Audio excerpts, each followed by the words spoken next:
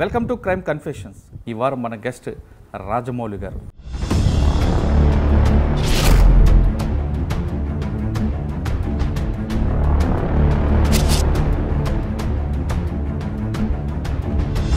మల్లోజుల కోటేశ్వరరావు గారు, మల్లోజుల వేణుగోపాల్ గారు, నంబాల కేశవరావు గారు, పట్కాపూర్ చంద్రమౌళి గారు, రణదేవ్, వీళ్ళందరితో ప్రయాణం కొనసాగింది. ఒక్కొక్క వ్యక్తి నుంచి ఒక్కొక్క సిద్ధాంతం, ఒక్కొక్క క్వాలిటీస్ ఉంటాయి. అసలు ఎలాంటి పరిస్థితుల్లో మీరు అడుగుబాటు పట్టాల్సి వచ్చింది? 94 ఆ పీరియడ్ లోపల అప్పుడు ఈ రాడికల్ స్టూడెంట్స్ యూనియన్ అని ఆదర్శ కాలేజీ లోపల రాడికల్ స్టూడెంట్స్ యూనియన్స్ ఇవన్నిటికీ వ్యతిరేకంగా ప్రజా ఉద్యమాన్ని నిర్మాణం చేయాలన్నటువంటి ఉద్దేశంతో ఎన్కౌంటర్కి ఎవరైతే సహకరించారో ఆ కోవట్ని అప్పుడు మీరు ఎవరైతే ఎన్కౌంటర్ చేసిండో తర్వాత ప్రజల నుండి ఎంక్వైరీ చేసి పీపుల్స్ వార్ పార్టీ దానికి ప్రతిఫలంగా మీ ఇంటి మీద కూడా దాడి చేసి మీ ఇల్లుని పూర్తిగా ధ్వంసం చేశారో తెలుసు వాస్తవాన్ని. ఇప్పుడే ఆవుల రాజమౌళి అండర్ గ్రౌండ్కి వెళ్ళారు. అయితే ఇక్కడ ఉన్నటువంటి అప్పటికి ఎన్కౌంటర్లు అవుతున్న ఒకటి, తర్వాత ఇక్కడ ఉన్నటువంటి నిర్బంధ పీరియడ్ లోపల పార్టీ ఒక ఆలోచన చేసింది.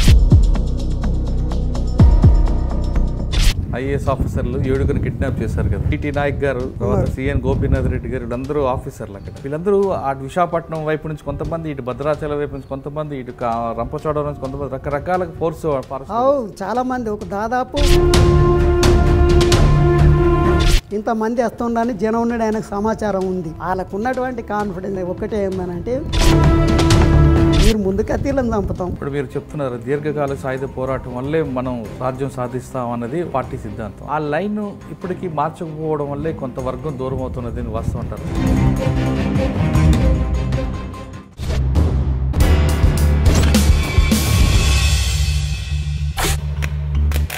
Welcome to crime confessions. గతంలో గ్రామాల్లో ఉన్న పరిస్థితులు ఇమ్మడలేకో, లేదా పెత్తందారులు పోకూడదు నచ్చకో, లేదా బడుగు బలహీన వర్గాలకి మంచి బాటలు నడపాలని కొంతమంది యువకులు అడవి బాట పట్టారు. అడవిలోకి వెళ్ళి తమ అనుకున్న లక్ష్యం సాధించి కొన్ని కారణాలతో తిరిగి జనజీవన శ్రమంతో కలుస్తున్న వారిని పరిచయం చేసే ఈ కార్యక్రమంలో ఈ వారం మన గెస్ట్ రాజమౌళి గారు, ఆవుల రాజమౌళి. ఆవుల రాజమౌళి గారు పెద్దపల్లి జిల్లాలో ఉన్నారు. గతంలో ఆయన చాలామంది సెంట్రల్ కమిటీ మెంబర్లతో పనిచేశారు. వాళ్ళందరితో సమకాలికుడు. మల్లోజుల కోటేశ్వరరావు గారు, మల్లోజుల వేణుగోపాలరావు గారు, నంబాల కేశవరావు గారు, అంతేకాకుండా పట్కాపూర్ చంద్రమౌళి గారు, రణదేవ్, వీళ్ళందరితో ఆయన సమకాలికుడు. వాళ్ళందరితో కలిసి పనిచేసిన ఆవుల రాజమౌళి గారు ప్రస్తుతం పెద్దపల్లి జిల్లాలో. గతంలో ఎలాంటి పరిస్థితుల్లో అతను అడుగుబాటు పట్టారు, పట్టిన తర్వాత అక్కడ అనుకున్న లక్ష్యం సాధించారా, అంతేకాకుండా ఈరోజు తెలంగాణ కానీ లేదా ఆంధ్రప్రదేశ్లో కొన్ని ప్రభుత్వాలు లేదా కొన్ని గ్రామాలు మారడానికి ప్రధాన కారణం అప్పుడు పార్టీ చేపట్టిన సిద్ధాంతాలే కారణమా, పార్టీ యొక్క భయంతోనో లేదా పార్టీ యొక్క తీసుకున్న లైన్ వల్ల ప్రభుత్వాలు కిందకు వచ్చి గ్రామాల దగ్గరకు వచ్చి గ్రామీణ ప్రాంత అభివృద్ధికి ముందడుగు వేశాయా లేదా అనే విషయాల్ని మనం రాజమౌళి గారు తెలుసుకున్నాం. ఆవుల రాజమౌళి గారు ఎలాంటి పరిస్థితుల్లో అడుగుబాటు పట్టారు, ఎందుకు వెళ్ళారు, అక్కడున్న పరిస్థితులు ఏ విధంగా ఉన్నాయనే విషయాన్ని ఆయన తెలుసుకుందాం. రాజమౌళి గారు నమస్తే అన్న. నమస్కారం అన్న, ఎలాగున్నారు? బాగానే ఉన్నామండి, మీరు బాగున్నారా? అందరూ బాగున్నాం అన్న. మీరు ఎవరెవరితో పనిచేశారు, మీ సమకాలికలు ఎవరెవరు తెలుసా? మల్లోజుల కోటేశ్వరరావు గారు, మల్లోజుల వేణుగోపాల్ గారు, నంబాల కేశవరావు గారు, పట్కాపూర్ చంద్రమౌళి గారు, రణదేవ్, వీళ్ళందరితో మీ ప్రయాణం కొనసాగింది. వాళ్ళందరితో ప్రయాణం కొనసాగినప్పుడు వాళ్ళు ఒక్కొక్క వ్యక్తి నుంచి ఒక్కొక్క సిద్ధాంతం, ఒక్కొక్క క్వాలిటీస్ ఉంటాయి. మీరు వాళ్ళ దగ్గర ఏం నేర్చుకున్నారు, అసలు ఎలాంటి పరిస్థితుల్లో మీరు అడుగుబాటు పట్టాల్సి వచ్చింది, అప్పుడు మీ గ్రామంలో మీరున్న పరిస్థితి ఉన్న మీ గ్రామంలో పరిస్థితులు ఏ విధంగా ఉండేవి, వెళ్ళిన తర్వాత మీరు ఏ ఆశయం కోసం అయితే అడుగుబాటు పెట్టారో ఆ ఆశయం నెరవేరిందా లేదా అనే విషయాలు చెప్పే ముందు ఒకసారి ఆవుల రాజమౌళి గారి కుటుంబ నేపథ్యం, ఆ గ్రామీణ ప్రాంతం ఒకసారి చెప్పండి. మాది కుమ్మరికుంట గ్రామీణ ప్రాంతమే. నేను 70లో అక్కడ చదువుకుందామంటే మాకు దూరం ఉన్నటువంటి స్కూల్ లోపటికి రవాణా సౌకర్యం లేక 70లో నేను పెద్దపల్లికి చదువుకుంటానికి వచ్చినాను.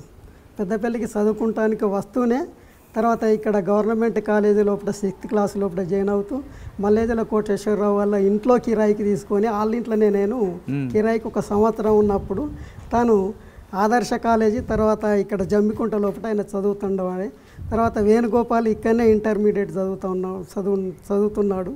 జగన్ అనేటైనా కూడా ఇక్కడనే ఉండి అదే వాడకున్నాం కదా, వీళ్ళందరూ కూడా నాకు పరిచయము. అంటే మల్లోజు గారి కుటుంబం అంతా మీకు బాగా పరిచయం? మాకు వాళ్ళ అన్నయ్య అంజయ్య కూడా తెలుసు. వాళ్ళ ముగ్గురు అన్నదమ్ములు, వాళ్ళ తండ్రి తెలుసు, వాళ్ళ అమ్మ తెలుసు, వాళ్ళ ఇంట్లో ఉన్నాను కనుక తెలుసు. ఏ విధంగా ఉండేవారండి అప్పట్లో? వాళ్ళ భావాలు ఏ విధంగా ఉండేవి? వాళ్ళకు పురాణ పద్ధతిలో ఉన్నటువంటి భావాలే అప్పుడు వాళ్ళకు ఉండే. అయితే వాళ్ళు బ్రాహ్మణ్స్ కనుక అదే పద్ధతి ఉండే. కానీ ఆ తర్వాత వీళ్ళకు 74 ఆ పీరియడ్ లోపల అప్పుడు ఈ రాడికల్ స్టూడెంట్స్ యూనియన్ అని ఆదర్శ కాలేజీ లోపల రాడికల్ స్టూడెంట్స్ యూనియన్స్, తర్వాత ఈ యూనియన్స్ పెట్టినప్పుడు ఈయన అక్కడే ఉన్నాడు కనుక, అయితే ఈయన అక్కడ చదువుకుంటేనే ఉద్యమంలోకి కోటేశ్వరరావు వెళ్ళిండు. ఆ తర్వాత ఇక్కడ ఆ తర్వాత ఉద్యమం లోపల ఇక్కడ ఏది ఈ ఏరియాలో అంటే పెద్దపల్లి ఏరియాలో ఉన్నటువంటి భూస్వామ్య నియంతృత్వానికి కానీ, దళారుల నియంతృత్వం కానీ, తర్వాత పేదోళ్ళకు సరైనటువంటి కూలీ రేట్లు కానీ, తర్వాత ఎట్టి చాకిరి కానీ ఇవన్నీ ఉండేటివి. ఇవి అన్నిటికీ వ్యతిరేకంగా ప్రజా ఉద్యమాన్ని నిర్మాణం చేయాలన్నటువంటి ఉద్దేశంతో తర్వాత ఇటు పెద్దపల్లి నియోజకవర్గంలో ఫస్ట్ ఇటు కుక్కలగూడూరు ఏరియా నుండి దేవేందర్ రెడ్డి, ఆ తర్వాత మల్లదిల కోటేశ్వరరావు కూడా కొన్ని రోజులు ఇటు తిరిగి ఆ దేవేందర్ రెడ్డిని ఇక్కడ ఆర్గనైజర్గా పెట్టడం అంటూ జరిగింది. ఇప్పుడు ఒకసారి మనం కోటేశ్వరరావు గారు, వేణుగోపాల్ గారు వాళ్ళ కుటుంబం గురించి మాట్లాడదాం. వాళ్ళు ఒక మంచి ఉన్నతమైన కుటుంబం, వాళ్ళు సాంప్రదాయ కుటుంబం. సాంప్రదాయ కుటుంబంగానే అప్పటికి ఉన్నతమైన కుటుంబం ఏం కాదు. ఉన్నతం అంటే ఆర్థికంగా ఉన్నతం కాదు, మిడిల్ క్లాస్ కుటుంబం. ఆర్థికంగా ఉన్నతం అని అనట్లేదు, సాంప్రదాయ కుటుంబం. ఒక పద్ధతి అంటే ఎందుకంటే ఆ బ్రాహ్మణులు కాబట్టి వాళ్ళకు ఉంటాయి. మరి వాళ్ళు ఈ కమ్యూనిజం భావజాలం ఏ విధంగా వచ్చింది అంటే పరిస్థితులు ఆ విధంగా నడిపాయా, లేదు వాళ్ళు ఫస్ట్ నుంచి అది కనిపిస్తుంది మీకు? ఫస్ట్ ఉండే అని కాకుండా అప్పుడు ఉన్నటువంటి పరిస్థితులు, ఆ భావజాలం, తర్వాత వీళ్ళు చదువుకున్నటువంటి కాలేజీల లోపల రాడికల్ స్టూడెంట్స్ యూనియన్ ఉండడం, ఆ ప్రభావం వాళ్ళ మీద పడింది. ఆ ప్రభావంతోనే వాళ్ళు ఈ ఉద్యమంలోకి వచ్చిండ్రు. అచ్చా, వాళ్ళతో మీరు సాన్నిధ్యం మీకు వాళ్ళ ఇంట్లో అద్దుకున్నారు. మరి మీరు వాళ్ళతో ఆ భావజాలం వైపు మీకు అదే ఆకర్షించిందా? వాళ్ళు అటు అంటే రాడికల్ స్టూడెంట్స్ యూనియన్ కానీ అప్పటికే 74 ఎమర్జెన్సీకి ముందు ఇటు ఆర్గనైజేషన్ అంటూ మొదలైనప్పుడు వాళ్ళు పనిచేస్తున్నప్పుడు వాళ్ళతోని నేను ఇక్కడ రాడికల్ స్టూడెంట్స్ యూనియను వాళ్ళ విద్యార్థి యూనియన్కి సంబంధించిన ఎలక్షన్స్ జరిగినప్పుడు నా రూమ్మేట్స్ కానీ వాళ్ళు కానీ నన్ను ఈ ట్రైన్లలో టికెట్ తీసుకోకుండానే వెళ్ళేవాళ్ళం. వెళ్ళినప్పుడు అప్పుడు రాడికల్ స్టూడెంట్స్ యూనియన్కి సంబంధించిన అలా సభలు జరగడం, ఏ ఉద్దేశంతో ఈ పోరాటాలు జరుగుతున్నాయి, ఇట గ్రామీణ వ్యవస్థ లోపల భూస్వాముల దోపిడీ ఎట్లా ఉంది, తర్వాత అణగారినటువంటి ప్రజలు కానీ దళిత ఈ బహుజనులు కానీ వీళ్ళందరూ కూడా దోపిడీకి గురవుతుంది కదా, తర్వాత ఇది మార్పు అనేది జరగాలి, ప్రజల తరఫున కనీసం నిలబడి వాళ్ళకు మద్దతుగా పోరాటం చేసేటువంటి పార్టీలు అంటూ ఏవీ లేవు కదా. ఇవాళ ఈ రాడికల్ స్టూడెంట్స్ యూనియన్ నుండి తర్వాత అప్పుడు పీపుల్స్ వార్ పార్టీ అనేది ఉంది. పార్టీలో నాయకత్వం కింద పనిచేసే కొరకు విద్యార్థులే ఎక్కువ పెద్ద మొత్తంలో అట్రాక్ట్ అవుతూ తర్వాత ఉద్యమంలోకి ముందు రావడం అంటూ జరిగింది. అయితే ఈ మల్లేశ్వర్ల కోటేశ్వరరావు కానీ వేణుగోపాల్ కానీ వాళ్ళ దగ్గర ఉన్న కనుక వాళ్ళ ప్రభావం తర్వాత ఫస్ట్ మా వడకాపురం ఏరియాలో ఉన్నటువంటి ఆ విలేజ్లకు ఆర్గనైజర్గా నాకు పరిచయం ఉన్నటువంటి వేణుగోపాలరావే ఫస్ట్ సీఓగా రావడం, దాంట్లో ఇంకింత కూడా అట్రాక్ట్ కావడం జరిగింది. ఆ ప్రభావం వాళ్ళ ప్రభావం మా మీద. అంటే మీరందరికీ ఆ కాలేజ్ అనేది అది అప్పుడు అది ఆదర్శ డిగ్రీ కాలేజ్, ఆ కాలేజీ మీ అందరికీ ఒక రాజకీయ కేంద్రం, వేదిక. అంటే మీరు కాలేజీలోకి వచ్చిన తర్వాత అక్కడ పరిస్థితులు వీళ్ళందరూ కలవడంతో మీరు అటు మళ్ళారు. వాస్తవంగా అప్పుడు మీ ప్రాంతంలో పరిస్థితులు ఏ విధంగా ఉండేవి? భూస్వాముల వెళ్ళమర్లది రెడ్లదే పెత్తనం ఉండే. అయితే ఎందుకంటే భూములన్నీ వాళ్ళ చేతుల్లోనే ఉండే కనుక వాళ్ళ చేతి కిందనే ఉన్నటువంటి బలహీన వర్గాలన్నీ కూడా వాళ్ళ చేతుల్లోనే ఉండేవాళ్ళు. అయితే ఆ విధానం అట్లా ఉండే కనుక దానికి వ్యతిరేకంగా ప్రజా ఉద్యమం. గ్రామీణ పరిస్థితులు ఉండే, బస్సులు వచ్చేవా, కరెంటు ఉండేదా? అప్పటి కరెంటు లేదు, రోడ్లు లేవు, చదువుకోవడానికి స్కూళ్ళు లేవు, తర్వాత గ్రామీణ ప్రాంతంలో ఈ వైద్య సౌకర్యం అనేది కూడా లేదు. అయితే వైద్య సౌకర్యానికి సంబంధించింది పెద్దపల్లికి రావాలి, లేకపోతే కరీంనగర్ వెళ్ళాలి. కానీ ఈ మధ్యలో ఎక్కడ వైద్య సౌకర్యం కానీ, తర్వాత చదువుకునే కొరకు మాకు ఒకటే ఒక హై స్కూలు జూలపల్లి మండలంలో, ఇప్పుడు మండలం అక్కడ ఉంటుంది, హై స్కూల్ ఉంటుంది. కానీ అక్కడికి వెళ్ళడానికి రోడ్డు సౌకర్యం లేకుండా ఒర్రెలు, ఆ ఒర్రెలు అన్నటి అంత దిగబట్టటువంటి ఒర్రెలు, రేగడి బురదతో వెళ్ళాల్సినటువంటి ఒర్రెలు. తర్వాత మేము మా స్కూళ్ళకు, మా కుమ్మరికుంట గ్రామం లోపల మా స్కూళ్ళకు వెళ్ళాలనుకుంటే మేము ఒక 200-300 మీటర్ల దూరంలో ఉన్నటువంటి స్కూళ్ళకు వెళ్ళాలనుకున్నట్టు ఏంటంటే వర్షాకాలం మోకాలు మందం దిగబడేటువంటి బురదల నుంచి నడుచుకుంటూ వెళ్ళి స్కూల్ దగ్గరికి వెళ్ళి కట్టెలతోని ఆ బురదను తీసేసుకొని తర్వాత స్కూల్లో కూర్చొని చదువుకునేటువంటి పరిస్థితి. అంటే విద్య వైద్యం అనేది మీకు అప్పటికి అందుబాటులో లేదు.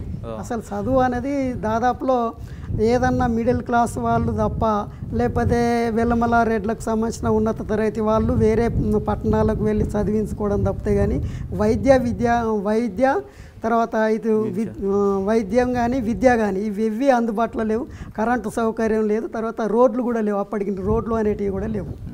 ఇప్పుడు కాలేజీకి వచ్చారు, పెద్దపల్లిలో మీకు వీళ్ళందరూ పరిచయం అయ్యారు, వీళ్ళందరూ మీకు సహచరులు అయ్యారు. మీకు ఫస్ట్ ఇచ్చిన కార్యక్రమం ఏంటి వాళ్ళు? ఫస్ట్ ఆ తర్వాత మాకు ఎప్పుడైతే ఇక్కడ దేవేందర్ రెడ్డి ఆర్గనైజేషన్ పెద్దపల్లి కుక్కలగూడూరు ఏరియా లోపల అటు ఆర్గనైజేషన్ మొదలైన తర్వాత ఇటు మల్లోజుల వేణుగోపాలరావును తర్వాత వడకపురం కేంద్రం చేసుకొని చుట్టుపక్కల కరీంనగర్ వరకు కూడా చొప్పదండి, కరీంనగర్, పెద్దపల్లి మధ్యలో ఉన్నటువంటి విలేజ్లలో ఆయన సీఈఓగా ఆయనే ఆర్గనైజేషన్ చేస్తున్నటువంటి క్రమం లోపట్నే మేము ఆయనకు అట్రాక్ట్ అవుతూ మా ఊర్లో కూడా రైతు కూలీ సంఘం అంటూ మొదలుపెట్టినప్పుడు అందులో ఇక పరిచయం ఉన్నటువంటి మేము అయితే మా గ్రామస్తులకు సంబంధించిన ఇంకా చదువుకున్నటువంటి వాళ్ళం కూడా ఆయనకు పరిచయం ఉంటుంది. ఆ ఉద్దేశంతో మమ్మల్ని రైతు కూలీ సంఘంలో పెట్టినట్టు ఏంటంటే ఆ రైతు కూలీ సంఘం అంటూ నడిపేటువంటి బాధ్యత మా పైన పెట్టిందంటే సరే అని తర్వాత ఎందుకంటే మంచి ఉద్దేశంతోనే కదా, మార్పు అనేది అవసరమే కదా. ఇట్లా జరుగుతున్నట్టు ఫ్యూడల్ వ్యవస్థ అనేది మారాలి, తర్వాత బడుగు బలహీన వర్గాలకు న్యాయం జరగాలి, భూములు అన్నట్టు దున్నేవాడికే భూమి అంటూ జరగాలి కదా. దున్నేది మనం, తర్వాత ఫలసాయం వచ్చింది వాళ్ళకు వెళ్తుంది కదా, దున్నేవాడికి హక్కు లేకుండా పోతుంది. మరి దున్నేవాడికి భూమి కావాలనేటువంటి ఉద్దేశంతో వాళ్ళ ఉపన్యాసాలకు కూడా మేము అట్రాక్ట్ అయితే ఇది వాస్తవమే కదా అనుకున్నప్పుడు ఇంకా ఇటు చైనాలో జరిగినటువంటి పరిణామం గురించి, రష్యాలో జరిగినటువంటి పరిణామాల గురించి చెప్పినప్పుడు ఓహో ఆ దేశాలు ఇలాగ మారినాయి కదా అనుకున్నప్పుడు మన దేశంలో కూడా కమ్యూనిస్ట్ పార్టీ నాయకత్వం కింద మార్పు కోరుకుంటే తప్పే ఉంది. అట్లా మనం కూడా అంతో కొంత చదువుకున్నటువంటి వాళ్ళం మన పేద ప్రజల్లోకి పోయి వాళ్ళను కూడా చైతన్యవంతం చేసి ఉద్యమంలోకి తీసుకొచ్చి మార్పుకు మనం కూడా దోహదపడినట్టు ఏంటంటే బాగానే ఉంటుంది అన్నటువంటి ఆలోచనతో, ఎందుకంటే మన జీవితం పరిమితమైనటువంటి జీవితంలో ఏదో కొంత చేస్తే బాగానే ఉంటుంది కదా అనేటువంటి ఆలోచనతోనే అందులోకి వెళ్ళి మేము రైతు కూలీ సంఘం లోపల ముందు పనిచేసినాక తర్వాత రైతు కూలీ సంఘంగా మీరు బాధ్యతలు చేపట్టిన తర్వాత మీరు చేపట్టిన మొట్టమొదటి కార్యక్రమం ఏంటి? అక్కడ పాలేరులో జీతాలు పెంచడం, కూలి వాళ్ళకు కూలీ రేట్లు పెంచడం, తర్వాత ఈ గ్రామంలో ఉన్నటువంటి దొరలు పెత్తారందారులు పంచాయతీలు చెప్తూ డిపాజిట్ పెట్టుకుంటూ ఆ డిపాజిట్ ఇచ్చేవాళ్ళు కాదు, భార్య భర్తలకు కూడా డిపాజిట్ పెట్టుకొని ఆ పైసలు ఇచ్చేవాళ్ళు కాదు. అయితే దాన్ని వ్యతిరేకిస్తూ మేము ప్రజల తరపున మేము వాళ్ళకు వచ్చినటువంటి సమస్యలు మేము పరిష్కరించడానికి సిద్ధమై మేము చేపట్టినట్టు ఏంటంటే అప్పుడు మమ్మల్ని మసిలించుకుంటూ వీళ్ళు ఈ రైతు కూలీ సంఘం అంటే ఇక్కడ ఉన్నట్టు ఏంటంటే మా ఆగడాలు సాగాయి, మా పెత్తనం సాగదు, రైతులందరూ కానీ పేదోళ్ళందరూ కానీ వాళ్ళ మాట వింటుండ్రు, మా మాట వినే పరిస్థితి లేదు. అప్పుడు కొంత లీగల్ యాక్టివిటీస్ అనేటివి ఎక్కువ ఉండే కనుక వాళ్ళ మాట వినే పరిస్థితి లేకపోవడంతో వాళ్ళు ఏం చేసిండ్రు, పోలీసులను ఆశ్రయించిండ్రు. మా ఊర్లో ఇలాగా రైతు కూలీ సంఘం పలాని వాళ్ళు పెట్టిండ్రు, వాళ్ళ నాయకత్వం లోపల వాళ్ళు నక్సలైట్లు ఏమన్నా అంటే నక్సలైట్లు, వాళ్ళకి రైతు కూలీ సంఘం అనేది పక్కకు పెట్టేవాళ్ళు, నక్సలైట్లతో సంబంధాలు ఉన్నాయి అట్లా అని తర్వాత వాళ్ళు ప్రచారం చేసి తర్వాత మమ్మల్ని ఏం చేసిండంటే టార్గెట్ చేసినా కూడా మేము రైతులు మాకు అటు కూలి వాళ్ళు కానీ తర్వాత ఇటు ఎస్సీలు బీసీలు వీళ్ళందరూ మాకు సపోర్ట్గా ఉన్నారు కనుక మేము చాలా రోజులే ఒక 2 సంవత్సరాల దాకా కూడా కుమ్మరికుంటలు ఉండి ఆ చుట్టుపక్కల కొత్తూరు అంటే పక్క గ్రామం కొత్తూరు కానీ తర్వాత పెద్దపూర్ కానీ జూలపల్లి మండలం కానీ వడకపూర్ కానీ చుట్టుపక్కల నేను రైతు కూలీ సంఘంలో ఉంటూనే ఆయన ఏం చేసిండు, ఉద్యమంలో ఉన్నారు కదా మీరు కొంత ఈ చుట్టుపక్కల వాళ్ళని నీకు బాగా తెలుసు కదా వీళ్ళని కూడా ఆర్గనైజేషన్ చేసే కొరకు వెళ్ళు అన్నట్టు ఏంటంటే మేము వెళ్ళి అక్కడ ఉన్నటువంటి భూస్వాములకు వ్యతిరేకంగా కూడా ఇది వాళ్ళు భూములు వాళ్ళ పేరు మీద ఉన్నటువంటి అంటే కొందరి వాళ్ళు దున్నుకోవడం వాళ్ళు కబ్జాలు ఉంటారు. ఇప్పుడు కబ్జా కాలం ఉన్న తర్వాత అనుభవదారు కాలం తీసేసి కేసీఆర్ డైరెక్ట్ పట్టా కాలం ఇచ్చిండు. అప్పుడు అనుభవదారు కాలం ఉండే, తర్వాత ఈ కబ్జాదారు కాలం ఉండే. అయితే అప్పటి పటవాళ్ళు ఈ ఉద్యమానికి భయపడి ఎవరైతే పనిచేస్తున్నారో పనిచేసిన వాళ్ళని కబ్జా కాలంలో రాత్తురు, అనుభవదారు కాలంలో రాత్తురు. ఆ తర్వాత ఏం చేసినామంటే వీళ్ళు ఊళ్ళ నుంచి భూస్వాములు వెళ్ళిపోయినాక తర్వాత ఎవరైతే కబ్జాలు ఉన్నారో మీరే దున్నుకోండి అంటే అట్లా దున్నుకున్నారు. అంటే మీరు గ్రామంలో ఈ కార్యక్రమం చేపట్టడం, మీకు మీద నక్సలైట్ల ముద్ర వేయడంతో పోలీసుల యొక్క ఒత్తిడి ఏ విధంగా ఉంటుంది? ప్రతిరోజు రాత్రి వచ్చి దాడులు చేయడం, మా తల్లిదండ్రులను పట్టుకొని వెళ్ళడం. ఆ తర్వాత 84, 85 ఆ పీరియడ్ లోపల దేవేందర్ రెడ్డి ఎన్కౌంటర్ కావడం. ఎన్కౌంటర్ అయిన తర్వాత ఇక్కడ ఉన్నటువంటి ఉద్యమాన్ని క్రష్ చేసే కొరకు, పూర్తిగా నిర్మూలించే కొరకు పెద్ద మొత్తం రాత్రి వేళల్లో దాడులు చేయడం. దాడులు చేస్తూ తర్వాత ఎన్కౌంటర్ తర్వాత మమ్మల ఆ వడకపురం చంద్రమౌళిను నన్ను టార్గెట్ చేస్తూ నన్ను టార్గెట్ చేస్తూ ఫస్ట్ వడకపురం చంద్రమౌళి వల్ల ఇళ్ళను పూర్తిగా కూల్చేసిండ్రు. కూల్చేస్తే వాళ్ళు భయపడి వాళ్ళ అన్నదమ్ములందరూ కూడా గోదావరి కనికి. ఒకసారి దేవేందర్ రెడ్డి ఎన్కౌంటర్ విషయం వద్దాం. దేవేందర్ రెడ్డి ఎన్కౌంటర్ ఎలా జరిగింది, అక్కడ కోవర్ట్ వల్ల జరిగింది అనేది వార్త ఉంది. అక్షరాల నిజం. అయితే ఎవరండి? దేవేందర్ రెడ్డి ఎన్కౌంటర్ జరగడానికి ప్రధాన కారణం ఆయన కిలోవనపర్తి లోపల ఆయన ఎన్కౌంటర్ జరిగింది. కిలోవనపర్తిలో ఆయన ఒక ఎస్సీ కాలనీ లోపల ఉన్నాడు. అయితే ఎస్సీ కాలనీ ఉన్నటువంటి ఆమె ఏం చేసిందని అన్నట్టు ఏంటంటే దొరగారి ఇంటికి పాలకు వెళ్ళింది. ఆయన ఛాయ్ కోసం పాలకు వెళ్ళినట్టు ఏంటంటే ఎవరికి ఈ పాలు ఏంటి అని తెలుసుకున్నాక అక్కడ వెల్మలే ఆయన పేరు సంథింగ్ ఇప్పుడు ఎందుకు కానీ అయితే వాళ్ళు ప్రకాష్ రెడ్డి వారికి ఇన్ఫర్మేషన్ ఇచ్చారు. ఎస్ఐ ప్రకాష్ రెడ్డికి ఇన్ఫర్మేషన్ ఇచ్చినట్టు ఏంటంటే వాళ్ళు సివిల్ డ్రెస్సులో అప్పుడు ఇవి కెనాల్స్ నడుతూ ఉండే. అయితే కెనాల్ వల్ల జీబు సివిల్ డ్రెస్ వేసుకొని తర్వాత కెనాల్ వాళ్ళది తర్వాత అవి దీన్ని ఏమంటారు దుర్బీనా ఏమని చూసేది అది ఆ జీబులో పెట్టుకొని దుర్బీనే అంటాం తెలుగు. అది ఆ జీబులో పెట్టుకొని కెనాల్ వాళ్ళు వచ్చినట్టుగా తర్వాత ఆ సివిల్ డ్రెస్సులలో లోపల కూర్చొని రావడంతో జరిగింది. ఈయన చక్కగా వాళ్ళు ఏ ప్లేస్ అయితే వాళ్ళకి ఏంటంటే ఐడెంటిఫై వీళ్ళు వెళ్ళడంతోనే ఆ గుడిసె దగ్గర ఉన్నటువంటి వాళ్ళందరూ ఏంటంటే అన్న పోలీసు వాళ్ళు వస్తుందని పరిగెడతారు.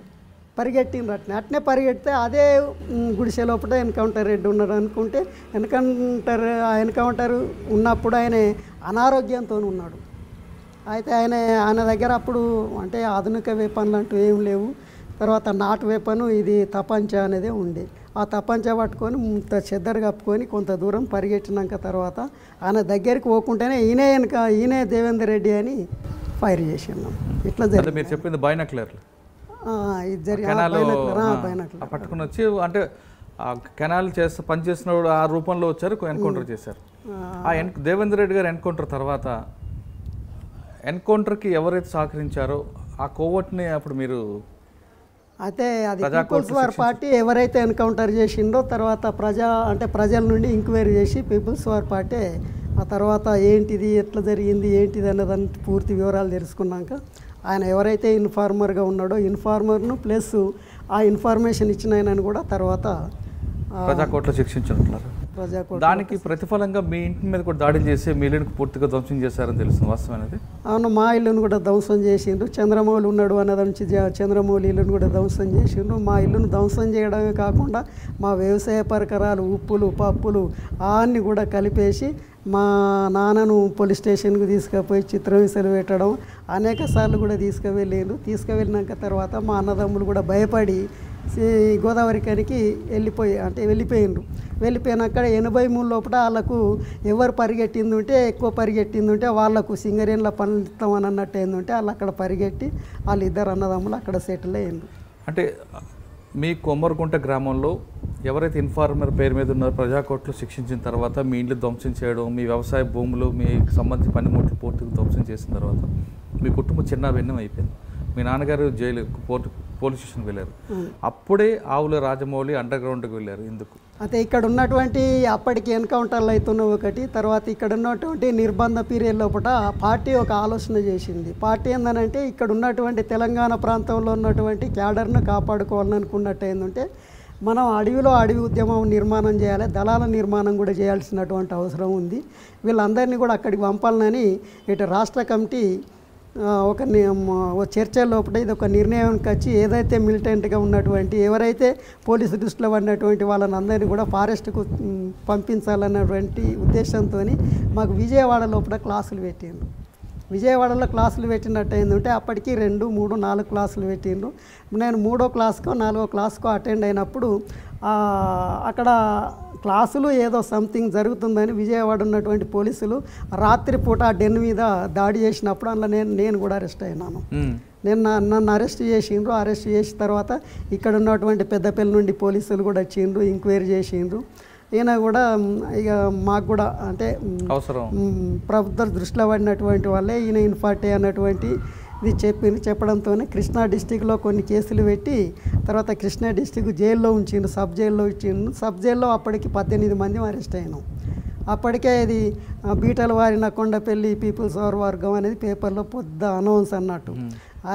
ఒక 10-20 నిమిషాలు ఇట్లా లేట్ చేసింది. అప్పుడు 30 లక్షల కూడా దొరికేవాడు. అంటే క్లాసులు చెప్పే కొరకు ఆయన కూడా వస్తున్నాడు అన్నట్టు. ఆయన చూసుకుంటా మామూలుగా సివిల్గా వెళ్ళిపోయిన నుంచి తర్వాత ఇన్ఫర్మేషన్ అన్నట్టు. అంటే అరెస్ట్కి ముందు ఇక అక్కడ నుండి తర్వాత మమ్మల్ని రాజమండ్రి జైల్లో పెట్టిండు. ఇక్కడ మేము 18 మంది ఉన్నాం కదా, మేము 18 మందికి ఇక ఆ డైట్ కానీ ఆ తిండి కానీ తర్వాత ఖైదీలను చూసే పద్ధతి కానీ ఇది పద్ధతి ఎట్లయితుంది మీ మాన్యువల్ ప్రకారం తర్వాత వీళ్ళకు ఈ పద్ధతి లోపల ఉంచకూడదు కదా, ఇది ఎట్లా పద్ధతి అని జైలర్ని అడిగినట్టు అయిందంటే వీళ్ళతో నాకు ఈ తలనొప్పి పెద్ద అన్నది నుంచి వీళ్ళు రాజమండ్రి జైలుకు పంపారు. రాజమండ్రి జైలుకు పంపినాక మా సేమ్ పరిస్థితి అది. మమ్మల్ని ప్రత్యేకంగా ఏదో కొత్త వ్యక్తులను చూసినట్టుగా ప్రత్యేకమైనటువంటి ఒక సెల్లో బ్యారక్లో పడేసి వేసినట్టు అయిందంటే మేము మరి ఇట్లున్నట్టు అయిందంటే మన పరిస్థితి బాగలేదు, డైట్ లేదు, మనల్ని కనీసం గౌరవించేటువంటి పద్ధతి లేదు, సౌకర్యాలు బాగలేదు అన్నది నుంచి మేము అందరం నిర్ణయించుకొని ఇక అందులో ఏం చేసినామన్నట్టు ఏంటంటే అప్పటికి వరంగల్ లోపల ఆయన ఐలాండ్ అరెస్ట్ అయ్యిండు. ఆడ district committee secretary RC member. అయితే ఆయన అరెస్ట్ అయినాక ఆయనను కూడా రాజమండ్రి జైలుకే పంపిండ్రు.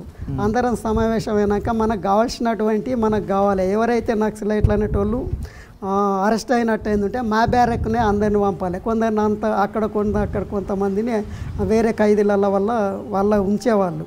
అట్లా ఉంచుడు సరైన పద్ధతి కాదు. మా బ్యారక్లో అందరినీ మాకే ఉంచాలి, మాకు డైట్కి తిండికి సంబంధించిన స్పెషలిటీస్ మాకు కల్పించాలి, మాకు వార్తాపత్రికలు కావాలి, మాకు రేడియో వార్తలు వినే కొరకు కావాలి, మాకు చదువుకునే కొరకు ఒక టీచర్ కావాలి, మాకు ఇవన్నీ కావాలని వైద్య సౌకర్యం కావాలని డిమాండ్ చేస్తూ అమర నిరాహార దీక్ష వచ్చినాం.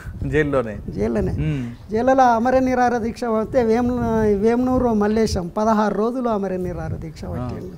తర్వాత నేను ఒక 8 రోజులు అమర నిరాహార దీక్ష 8 రోజులు అట్లా ఇట్లా సీరియల్గా రోజుద్దరం జైల్లో నిబంధనల ప్రకారం దీక్ష చేయకూడదు కదా. దీక్ష చేసినట్టు ఏంటంటే మమ్మల్ని ప్రత్యేక సెల్ తీసుకుపోయి పడేస్తారు. మమ్మల్ని ఏం చేస్తారు, చంపనైతే చంపరు. అయితే మేము ఎవరైతే దీక్షకు అటెండ్ అయినా వాళ్ళని అందరినీ వేరే సెల్ తీసుకుపోయి పడేస్తారు. అట్లా మేము ఒక 8 మంది ప్రత్యేక సెల్ తీసి పడేసిండు. అయితే ఈయన ముందు దీక్ష కూర్చున్న వాళ్ళు 16 రోజులు అయిందంటే కొన్ని నీరసపడినట్టు ఏంటంటే వాళ్ళను బలవంతంగా సిలైన్ ఎక్కించే కొరకు హాస్పిటల్కి తీసుకపోతే ఆయన సిలైన్ మొత్తం గుంజి పడేసిండు, ఎక్కించుకోకపోతే ఆయన జైల్లో డిఐజీ వచ్చి ఏంటో మీ పరిస్థితి ఏంది, మీరు ఏమనుకుంటున్నారంటే మా పరిస్థితికి ఇది, మా డైట్ మాకు కావాలి, మాకు ఇచ్చేదే ఇవ్వండి, ఒక మనిషికి ఎంత ఇస్తారో అంతే ఇవ్వండి, మాకు రైస్ ఎంత ఇస్తారు, పప్పులు ఎంత ఇస్తారు, ఉప్పు ఎంత ఇస్తారు, టీ పౌడర్ ఎంత ఇస్తారు, పాలు ఎంత ఇస్తారు, అదొకటి మాకు ఇచ్చేయండి, మేము ప్రత్యేకమైనటువంటి వంట చేసుకుంటాం, అదొక డిమాండ్. ఇంకోటి వార్తాపత్రికలు అనేటివి రావాలి ఒకటి. తర్వాత రేడియో అనేది మాకు వార్తలు వినే కొరకు అందుబాటులో ఉండాలి. వార్తాపత్రిక ఇస్తూ తర్వాత దాన్ని మీరు సెన్సార్ చేయొద్దు, అంటే కొట్టేసుకుంటూ రాయద్దు. బయట ప్రపంచం అంతా తెలిసినాక మాకు లోపలికైతే చదివితే మేమన్నా మిమ్మల్ని కొట్టేటోళ్ళమా తిట్టేటోళ్ళమా చదువుకునేటోళ్ళం అంతే తప్పితే కానీ ఏదో సెన్సార్ పెట్టి గీకినంత మాత్రాన ఏమైతే చెప్పండి ఇది ఎక్కడి పద్ధతి అన్నట్టు ఏంటంటే ఆయన ఐజీ గారు సుబ్బారెడ్డి ఏదో ఉండే ఆయన నిజమేనా సరే అన్నాడు. తర్వాత లైబ్రరీ కావాలన్నాం, తర్వాత ఇవన్నీ కావాలి, తర్వాత వైద్య సౌకర్యం కూడా కావాలి, తర్వాత తర్వాత మేము చదువుకుంటాం. మా దాంట్లో చదువు రాని వాళ్ళు కూడా 7, 6, 8, 9 చదువుకున్న వాళ్ళు కూడా ఉన్నారు. మాకు ఒక టీచర్ని కూడా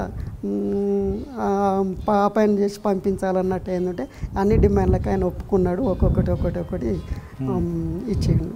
అయితే మేము అందులో దాదాపు నేను 9-11 నెలల దాకా అందులోనే ఉన్నాను, రాజమండ్రి జైల్లోనే. ఎవరన్నా విడుదలైనట్టు ఏంటంటే మాకు బెయిలు ఇవాళ వచ్చిందనుకోండి, ఇవాళ మాకు ఇన్ఫర్మేషన్ ఇవ్వరు, తెల్లారినాక ఇన్ఫర్మేషన్ ఇస్తారు. అంటే ఈయన ఎక్కడైనా కరీంనగర్ డిస్టిక్ అయినా కరీంనగర్ డిస్టిక్ సంబంధించిన పోలీసులకి ఇన్ఫర్మేషన్ ఇవ్వడం, పలానైనా విడుదలవుతుండు రేపు అని వాళ్ళకి చెప్పినాక తర్వాతనే ఏ జిల్లా అయినా కూడా వరంగల్ వాళ్ళు కానీ, తర్వాత ఇటు కరీంనగర్ వాళ్ళు కానీ, తర్వాత నిజామాబాద్ వాళ్ళు కానీ, మాకు అప్పుడు కరీంనగర్ వరంగల్ వాళ్ళే మేము పెద్ద మొత్తంలో అరెస్ట్ అయినాం. అయితే వాళ్ళకు ముందే ఇన్ఫర్మేషన్ బయటికి వెళ్ళడంతోనే మాకు ఇన్ఫర్మేషన్ దాదాపు మేము మా యాక్టివిటీస్ చూసి, మేము పొలిటికల్గా అందులో మాట్లాడుకునే దాని గురించి చూసి, ఇవన్నీ చూసి అందులో జైలు వార్డర్స్ ఉంటారు కదా, బాగా ఇన్ఫ్లుయెన్స్ అంటే వాళ్ళు మంచి మాకు అభిమానంగా ఫేవర్గా ఉండేవాళ్ళు ఉన్నట్టు.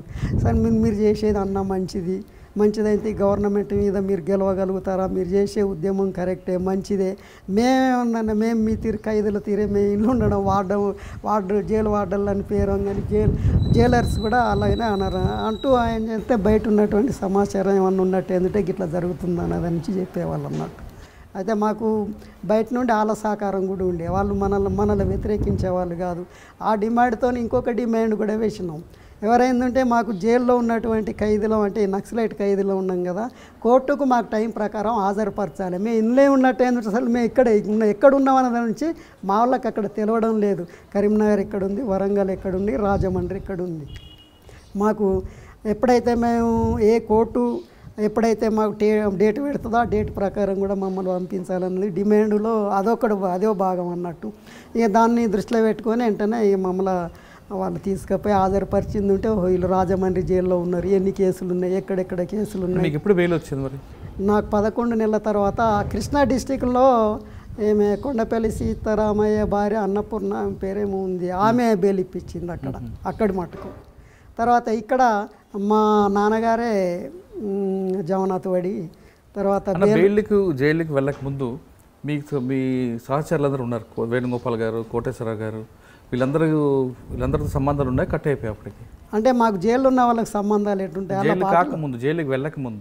జైలుకి వెళ్ళక ముందు తర్వాత వీళ్ళు వేణుగోపాలు మా దగ్గర నుండి తర్వాత ఇటు గోదావరి ఈ పక్క ఈ మంతిని మాదేపూరు ఈ స్కాల్లోకి వెళ్ళిపోయాడు కోటేశ్వరరావు. తర్వాత రాష్ట్ర కమిటీ సెక్రటరీ కదా ఆయన వెళ్ళిపోయారు. రాష్ట్ర కమిటీ సెక్రటరీ నంబాల కేశవరరావు మాకు ఇక్కడ పరిచయం కాదు. నన్ను ఎప్పుడైతే నేను బయటికి వెళ్ళినాక చంద్రమౌళి మేము ఒకటే వడకపురం కుమ్మరికుంట పక్క విలేజ్. మీతో పాటు ఆయన కూడా జైల్లో ఉన్నారు. ఆయన అరెస్ట్ కాలేదు. విజయవాడకు ఆయన ఫస్ట్ క్లాస్కి అయినా వెళ్ళి వచ్చిండు, సెకండ్ క్లాస్కి నేను వెళ్ళినాను. ఫస్ట్ క్లాస్ సెకండ్ క్లాస్ వాళ్ళు వెళ్ళి వచ్చిన తర్వాత 3వ క్లాస్కి నేను వెళ్ళినప్పుడు అక్కడ వాళ్ళకి సమాచారం తెలియడంతోనే దాడి చేసి అప్పుడు కొంచెం లేట్ అయి ఉంటే మళ్ళీ కోటేశ్వర గారు కూడా దొరికేవారు. లేదు ఈయన ముప్పాల లక్ష్మణరావు గారు అన్న దొరకవాడు అన్నట్టు. అయితే అది అప్పటికి ఆయన వీళ్ళు ఎవరు అరెస్ట్ కాలేదు. మళ్ళీ ఎప్పుడైతే నేను రిలీజ్ అయ్యి వచ్చినాక తర్వాత 85, 86 ఆ పీరియడ్ లోపల నన్ను ఇక్కడ నుండి ఏం చేసిండ్రు ఈస్ట్ డివిజన్కి పంపించాను. పార్టీ ఈస్ట్ డివిజన్కి పంపితే ఈస్ట్ డివిజన్ కాంటాక్టుకు నేను రాజమండ్రి వెళ్ళినాను. రాజమండ్రి లోపల అక్కడ ఈస్ట్ డివిజన్ కమిటీ అంటే ఇక్కడ ఈ మన రాష్ట్ర కమిటీకి ఈస్ట్ డివిజన్ కమిటీకి ఒక కొరియర్ ఉంటాడు, 2 కొరియర్లు ఉండేవి. ఒక కొరియర్ ఏం చేసిండు ఇక్కడ హైదరాబాద్లో రిసీవ్ చేసుకొని గోదావరి ఎక్స్ప్రెస్ ఎక్కినాం, రాజమండ్రిలో దిగినాం. రాజమండ్రిలో ఒక 5-6 రోజులు ఉన్నాం.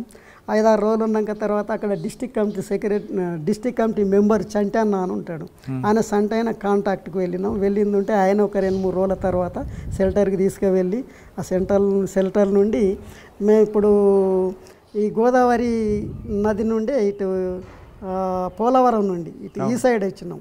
పోలవరం నుండి పోలవరం కింద అప్పుడు గోదావరి పారుతూ ఉంటే ఆ జాలార్లకు నౌకలు ఉంటాయి కదా చిన్న బోట్స్, ఆ బోట్ల నుండి దాటి ఇటు నుండి చక్కగా ఇటు తూర్పుగోదావరి మారేడుమిల్లి నుండి తర్వాత విశాఖ ఏజెన్సీ వరకు కూడా నడుచుకుంటూనే వెళ్ళినాం. సీలేరు.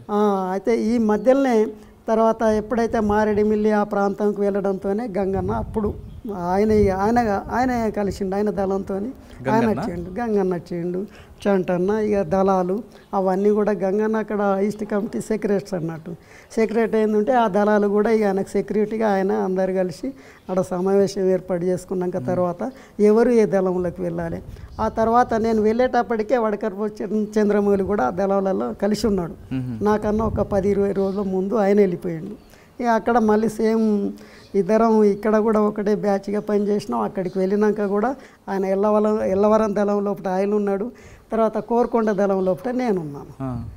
అందులో ఫస్ట్ నా ప్రవేశం అంతా ఇది ఎల్లవరం నుండి, ఆ తర్వాత తాండవ దళం నుండి కోరుకొండ దళం లోపల ఆయన రంగన్న అని అప్పుడు దళ కమాండర్గా ఉండేదానికి.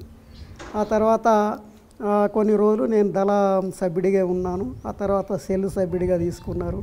సెల్లులో ఉన్నాక తర్వాత నాకు బాధ్యత అప్పచెప్పిండు. ఏం బాధ్యత? చదువు రాని వాళ్ళకు చదువు చెప్పాలి, చదువు రాని వాళ్ళకు చదువు చెప్పాలి, దళాలను కూడా చదువు చెప్పాలి కదా, చదువు చెప్పాలి.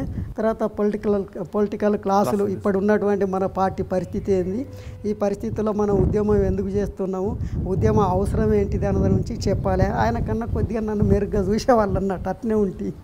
అయితే ఆ క్లాసులు చెప్పడం. ఇంకొకటి ఏంటిదంటే మెడికల్ కిట్ కూడా, అంటే ఇక అనారోగ్యం మెడికల్ కిట్, చదువు, తర్వాత పొలిటికల్ క్లాసెస్కి సంబంధించింది నాకు బాధ్యత అప్పచెప్పింది ఉంటే ఆ బాధ్యత ఒక 5-6 నెలలు.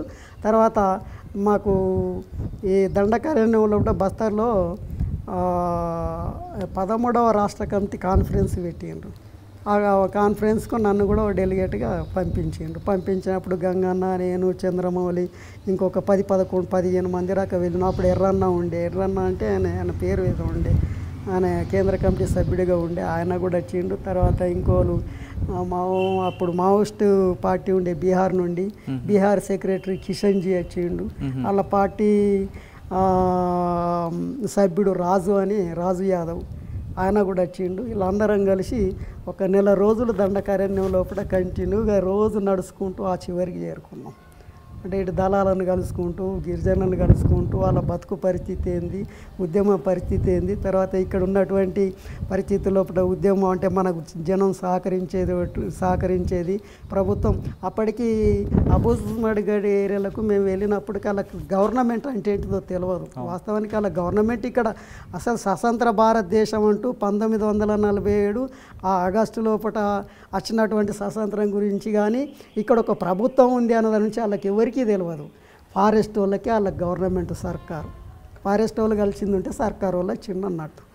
అయితే ఆ పై వరకు కూడా వెళ్ళిపోరు వాళ్ళు. వారం వరకు సంతాలు అంటే అంగాళ్ళకు వారం వరకు అడవిలో ఉన్నటువంటి సీకాయ కానీ, చింతపండు కానీ, కరకాయ కానీ, ఇతరటువంటి అడవి మూలికలన్నీ కూడా కిందికి తీసుకుపోయి అమ్ముకుంటూ వీళ్ళకి అవసరం ఉన్నటువంటి సరుకులన్నీ కూడా తీసుకొస్తున్నారు. మీకు పార్టీ బాధ్యత ఇచ్చింది, క్లాసులు చెప్పడం, పొలిటికల్ క్లాసులు, చదువు రాని వాళ్ళు చదువు చెప్పడం, వైద్యం అని, అవన్నీ మీరు పూర్తిగా నెరవేర్చారు అక్కడ? నా మేరకు నేను బాధ్యతాయుతంగానే పనిచేసేవాడిని. నా మేరకు, ఎందుకంటే మనం వచ్చింది అదే పని కదా, మనకి ఇంకా వేరే పని ఏమి. ఈ కాలక్రమంలో ఎప్పుడైనా దాడులు, ప్రతి దాడులు జరిగాయి అక్కడ? అయితే ఆ కార్యక్రమంలో అప్పటికి ఒక 6 నెలలు ఉన్న తర్వాత పోలీస్ రిప్రెషన్ ఉన్నా కూడా దళాలకు జనం నుండి బాగా సహకారం ఉండేది. అయితే ఆ తర్వాత మేము క్లాసులకు వెళ్ళి వచ్చినాక తర్వాత ఏం చేసిండన్నట్టు ఏంటంటే రంగన్నకు డివిజన్ కమిటీ సభ్యుడిగా బాధ్యత ఇస్తూ నన్ను దళ కమాండర్గా చేసిండ్రు. దళ కమాండర్ చేసినటువంటి టైం లోపట్నే గిరిజనుల మీద విపరీతమైనటువంటి రిప్రెషన్ తీసుకొచ్చిండ్రు. గుడిసెలు కూలగొట్టడం, తగలబట్టడం, తర్వాత వాళ్ళ దగ్గర ఉన్నటువంటి సోళ్ళు అన్నట్టు ఏంటంటే ఇక్కడ మనం రాగులు అంటాం కదా, ఈ సోళ్ళు, సామలు ఇవన్నిటిని కూడా తగలబెట్టడం, తర్వాత వాళ్ళను కనీసం ఆర్థికంగా చితికిపోయేటట్టు చేయడం. అంటే ఎట్టి పరిస్థితుల్లో ఇక్కడ ఉన్నటువంటి నక్సలైట్ దళాలకు వాళ్ళు సహకరించద్దన్న ఉద్దేశంతో చాలా గుడిసెలను తగలబెట్టిండ్రు. అలా గుడిసెలను తగలబెట్టినా కూడా మేము ఆ గుడిసెల దగ్గరికి వెళ్ళి తర్వాత మేము మాట్లాడినట్టు ఏంటంటే వాళ్ళు మమ్మల్ని చూసుకుంటూ బాధపడడం, ఈ ఉద్యమం లోపల ఇంత నిర్బంధం, ఇంత తీవ్రమైనటువంటిది ఇట్లుంటుంది అన్నదానికి మేము అంటే ఇక్కడ ఉన్నదానికన్నా అక్కడ ఇంకా రెట్టింపు ఆర్థికంగా దెబ్బతీయడం అన్నట్టు. అవును, అట్లా దెబ్బతీసినప్పుడు మాకు కూడా బాధ అనిపించేది. ఏంటిది అంటే అనేక త్యాగాలకు త్యాగాలు చేయాల్సిందే. త్యాగాలు చేయకుండా మాత్రం ఈ మీరు ఉద్యమం ఇప్పుడు ఆలోచించారా? మీరు ఒకవైపు ప్రభుత్వం పోలీసుల ఒత్తిడి మీకు సహకరిస్తున్నందుకు, మీకు సహకరించకపోతే మరొక బాధ వాళ్ళకి, మీ రెండు వర్గాల మధ్య నలిగిపోతున్నారు గిరిజనులని మీరు ఎప్పుడైనా ఆలోచించారా? అయితే అందులో రెండు, ఒకటి మీరు వీళ్ళు ఉండడం ద్వారానే మేము నలిగిపోతున్నాం అని అనుకున్నట్టు ఏంటంటే గవర్నమెంట్ నుండి కూడా సహకరించేది ఏం లేదన్న నుంచి వాళ్ళకి తెలుసు. గవర్నమెంట్ నుండి అప్పటికల్లా వైద్యం లేదు, విద్య లేదు, తర్వాత రోడ్డు సౌకర్యం లేదు, తర్వాత వాళ్ళకి ఫారెస్ట్ వల్ల బాధ. ఏది పోడు వ్యవసాయ పద్ధతి కదా, పోడు కొట్టుకోవాలి. ఈ పోడు కొట్టుకున్నట్టు ఏంటంటే వాళ్ళు వచ్చి కేసులు పెట్టడం, తర్వాత వీళ్ళ దగ్గర లంచాలు అడగడం, వాళ్ళ అడవి ఉత్పత్తులకు సంబంధించిన రేట్లు లేకపోవడం, ఇవన్నీ వాళ్ళని కూడా ఇట్లా చేయడం ద్వారా అంటే వీళ్ళు పార్టీ వాళ్ళు రావడం ద్వారానే ఫారెస్ట్ వాళ్ళు తగ్గిండ్రు. తర్వాత అటవీ ఉత్పత్తులు ఐటీడీఏ వాళ్ళు కొనేవాళ్ళు. ఐటీడీఏ వాళ్ళని మేము డిమాండ్ చేస్తూ తర్వాత అటవీ ఉత్పత్తులకు కానీ మీరు రేట్ ఇవ్వాలి అని అన్నట్టు, ఎందుకంటే రేట్లు కూడా పెరిగినాయి. ఆ రేట్లు పెరగడంతోనే వాళ్ళకి ఏంటంటే ఒక ఉపశమనం ఏంటంటే అన్నలు పోయింది ఉంటే ఫారెస్ట్ వాళ్ళు మళ్ళీ యథావిధిగా వస్తారు. అంటే మేము అన్నలను ఆదరించకపోతున్నాం, ఫారెస్ట్ వాళ్ళు వస్తారు. అన్నలను ఆదరించినట్టు అందుంటున్నా పోలీసు వాళ్ళు వస్తారు. ఇప్పుడు మా పరిస్థితి ఏంది, కుడిదిల పట్టిన ఎలక తీరు. వీళ్ళు గవర్నమెంట్ ఆదరించి మమ్మల్ని ఉద్ధరించింది ఏం లేదు.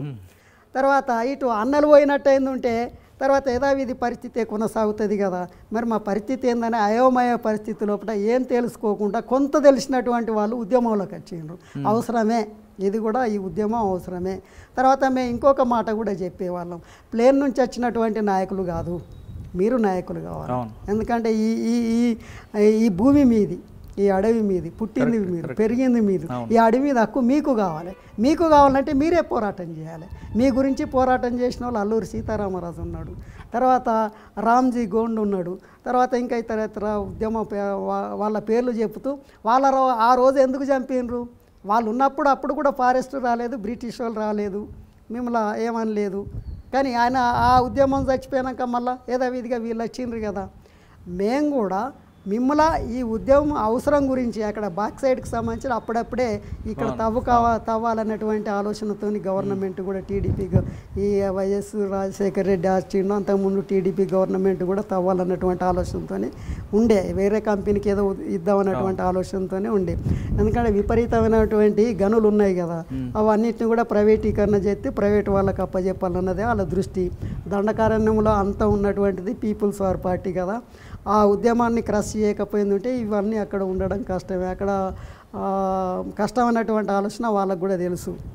అయితే ఇది దృష్టిలో పెట్టుకొని వాళ్ళందరికీ చెప్పినప్పుడు వాళ్ళు కొంత యూత్ అర్థం చేసుకున్న వాళ్ళు నిజమే అన్నటువంటి ఆలోచనతో దళాలకు వచ్చేవాళ్ళు. కానీ వాస్తవంగా చెప్పాలంటే పీపుల్స్ వార్ పార్టీ ఉండబట్టే కొన్ని గ్రామీణ ప్రాంతాలు కానీ లేదా అటవీ ఆనుకున్న గ్రామాలు కానీ లేదు పెత్తందారులు పోవడానికి ఒక బీజం పడింది అనుకోవచ్చు కదా మనం.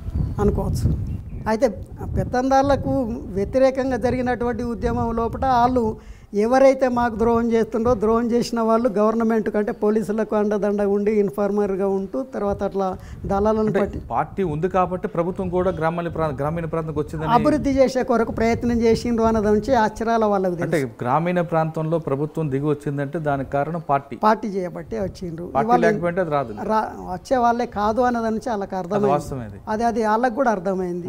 ఎందుకంటే ఇటు అప్పుడప్పుడే అంగన్వాడీ సెంటర్లు పంపించడం, ఆ తర్వాత ఏది చిన్న స్కూళ్ళు పెడతామని అనడం, రోడ్లు వేయడం, కొంత డెవలప్మెంట్కి సంబంధించి కొన్ని కార్యక్రమాలు ప్రభుత్వం నుండి వచ్చే కొరకు ప్రయత్నం చేస్తున్నాయంటే ఇవి ఎవరి వలన వచ్చినాయి, ఎందుకు వచ్చినాయి అని అది పార్టీ ప్రభావంతో వచ్చిందన్నటువంటి ప్లేన్లో ఉన్నటువంటి గిరిజనులతో కూడా మాకు కాంటాక్ట్ ఉండే. వాడేరు వరకు కూడా వర్కులే వరకు కూడా ఇటు తర్వాత ఎక్కడికి వచ్చారు? దండకారణం తర్వాత తిరిగి అక్కడ ప్లీనరీ అంటే సమావేశం అయిన తర్వాత వెనక తిరిగి వచ్చినాక ఉద్యమంలో ఇక్కడ నాకు కమాండర్గా బాధ్యత ఇచ్చింది. కోరుకొండ కమాండర్గా బాధ్యత ఇచ్చింది ఉంటే పార్టీ నిర్మాణం లోపల మన బిజీగానే వర్క్ చేసేవాళ్ళం. తర్వాత గిరిజనుల ఆధారాభిమానాలు చూడడం. డొంకరాయి మీకు ఎంత దూరం ఉంటుంది?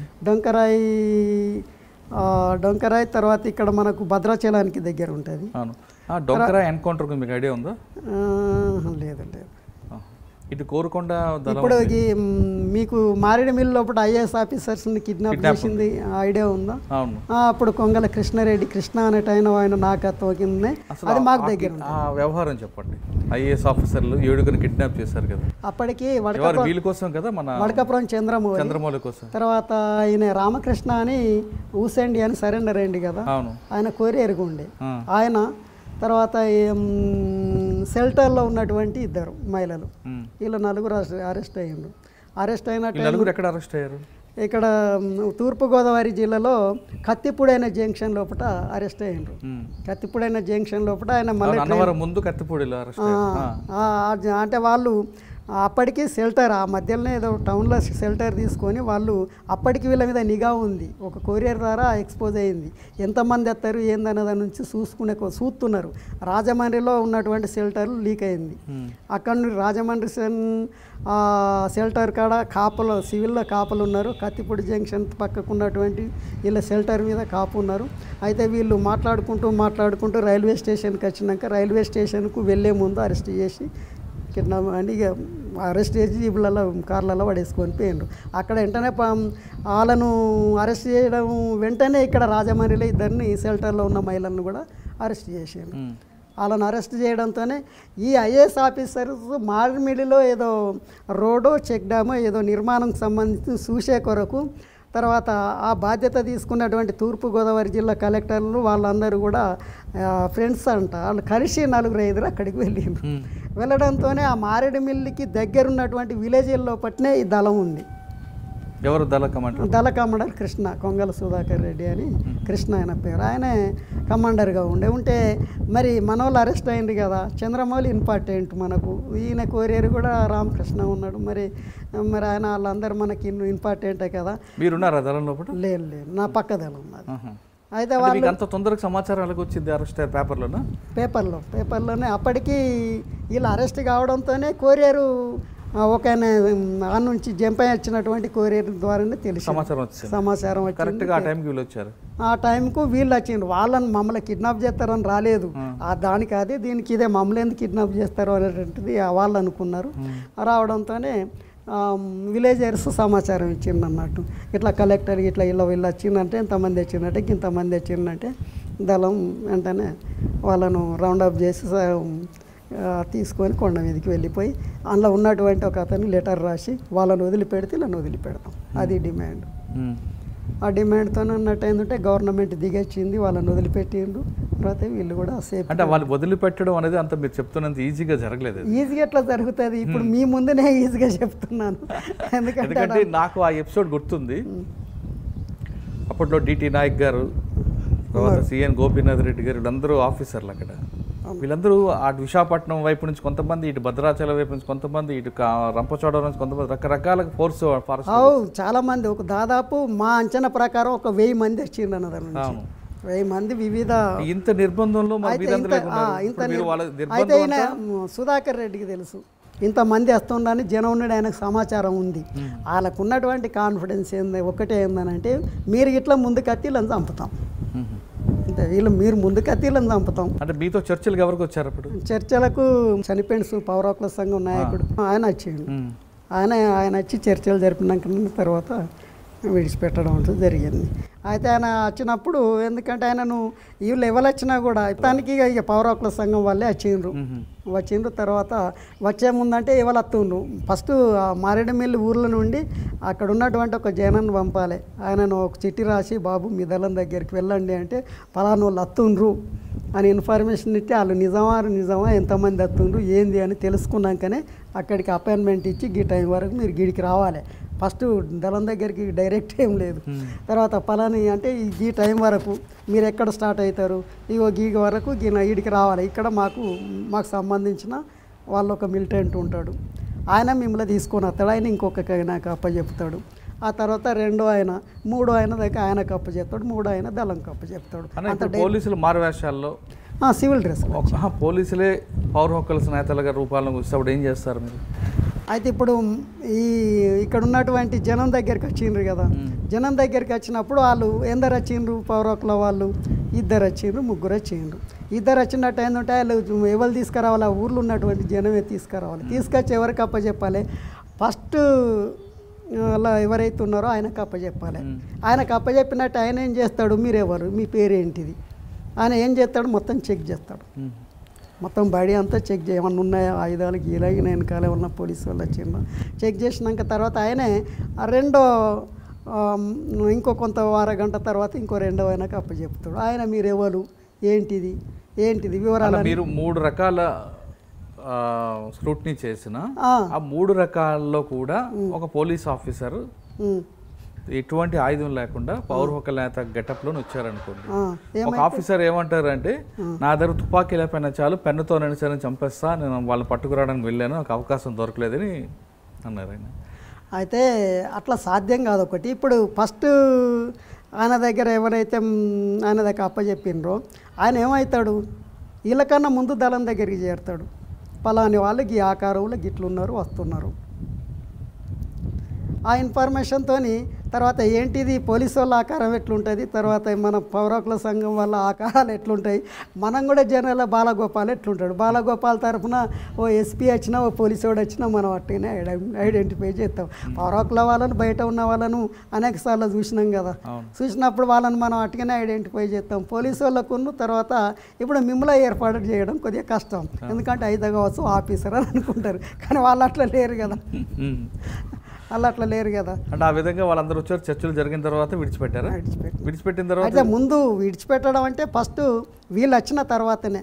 వీళ్ళు వచ్చే ముందు అని అంటే సివిల్ డ్రెస్ లోపల కొందరు వీళ్ళు చంద్రమౌళిని కానీ వీళ్ళందరినీ ఫాలో అవుతూ తర్వాత వీళ్ళని మేము దింపే కొరకు వస్తున్నాము అని అన్నట్టు అయిందంటే కొంత దూరం వచ్చినాక వీళ్ళు ఏం చేసిందంటే, మా జీబులో మీరు ఎవరు, ఒక డ్రైవర్ తప్ప మీరు ఎవరు ఉండద్దు, నన్ను అవాయిడ్ చేసి దింపేసిండ్రు, ఎవరు ఉండొద్దు. వాళ్ళకి హెలికాప్టర్ తీసుకొచ్చి ఉంటున్నారు కదా, హెలికాప్టర్ వరకు అంటే ఇక్కడ మారేడుమిల్లి వరకే వస్తుంది. ఆ తర్వాత అక్కడ నుండి మళ్ళీ అడవిలోకి వెళ్ళాలి కదా, అడవిలోకి వెళ్తే అడవిలో కొంతవరకు జీబులు వెళ్తాయి, ఆ తర్వాత కొంత దూరం మళ్ళీ నడుచుకుంటూనే వెళ్ళాలి. ఇప్పుడు జైల్లోంచి విడుదలైన చంద్రమౌళి గారు వీళ్ళందరూ మీ దగ్గరకు వచ్చిన తర్వాత నెక్స్ట్ కర్తవ్యం ఏం చేశారు? వాళ్ళను రిలీజ్ అయ్యి వచ్చినాక వాళ్ళని వదిలిపెట్టినాక తర్వాత ఏంటంటే కిడ్నాప్ మీద సమీక్ష. కిడ్నాప్ అనేది కరెక్టా తప్ప అనేది బయట ఈ పౌరకుల వాళ్ళు కానీ మేధావులు కానీ ఇట్లా కిడ్నాపులు చేయడం కరెక్ట్ కాదు, అది ఇది అన్నది నుంచి చెప్తే వాళ్ళకు కూడా సమాధానం చెప్పాలి కదా. మరి గత్యంతరం లేని పరిస్థితుల్లో వాళ్ళని కిడ్నాప్ చేసిన పరిస్థితి అంటే తప్పు కాదు అనేది ఓ ఉదాహరణ చెప్పినాం. చైనా లోపల చాంగ్ చెకాయ్ వాడు అది జర్మనీకి వ్యతిరేకంగా పోరాటం చేస్తానన్నట్టు ఏంటంటే ఈ నక్సల్ అంటే అక్కడ మా పీపుల్స్ లిబరేషన్ ఫ్రంట్తో వాళ్ళు ఫ్రంట్ కట్టకుండా ఒప్పుకోకపోతే 7 లైన్ వాళ్ళు వాళ్ళ నాయకత్వం ఏంటంటే వాళ్ళ మిలిటరీ జనరల్ను కిడ్నాప్ చేస్తారు. కిడ్నాప్ చేసినాకనే వాడు సరెండర్ అయ్యి ఒప్పుకొని ఐక్య సంఘటన కడతారు కదా. తప్పేముంది, మనం చేస్తే మన వాళ్ళని కాపాడుకునే కొరకు మనం చేసినాం. అంటే కిడ్నాప్లో మీ చెరలో వాళ్ళు ఉన్నప్పుడు వాళ్ళని బాగానే చూసుకున్నారా? చాలా బాగా చూసుకుంటారు ఎవరన్నా కానీ. ఒక ఎస్పీ ఆయన కూడా ఎస్పీ అయినా అక్కడ ఎందుకంటే ఆయనను మన మైండ్ అవర్లో ఉన్నటువంటి ఆయన కదా, ఆయనకు అన్ని రక్షణలు అన్ని స్పెషాలిటీస్ అంటే మేము దీని ఆహారం పెడతాం, ఆయనకి ఏది కావాలంటే అది ఇస్తాం, అన్నీ కల్పిస్తాం. కానీ ఆయన ఏమైనా తప్పుడుగా అంటే ఆయన పారిపోవడానికో దానికో దీనికో ముందే చెప్తాను, నిన్ను ఏమన్నాం మేము మా వాడికినే చూసుకుంటాం, నువ్వు మా దాంట్లోనే ఒక భాగం, నీకు మీ రక్షణ మీ ప్రొటెక్షన్ అంతా మాది బాధ్యత, మీరేమన్నా వేషాలు ఎత్తా మాత్రం చచ్చిపోతాం. అదే మేము అన్నీ కల్పిస్తాం. ఒకవేళ స్పెషల్గా నేను గిద్దినను గిది కావాలన్నట్టు ఎందుకంటే కొద్దిగా లేట్ అవుతుంది తెప్పిస్తాం.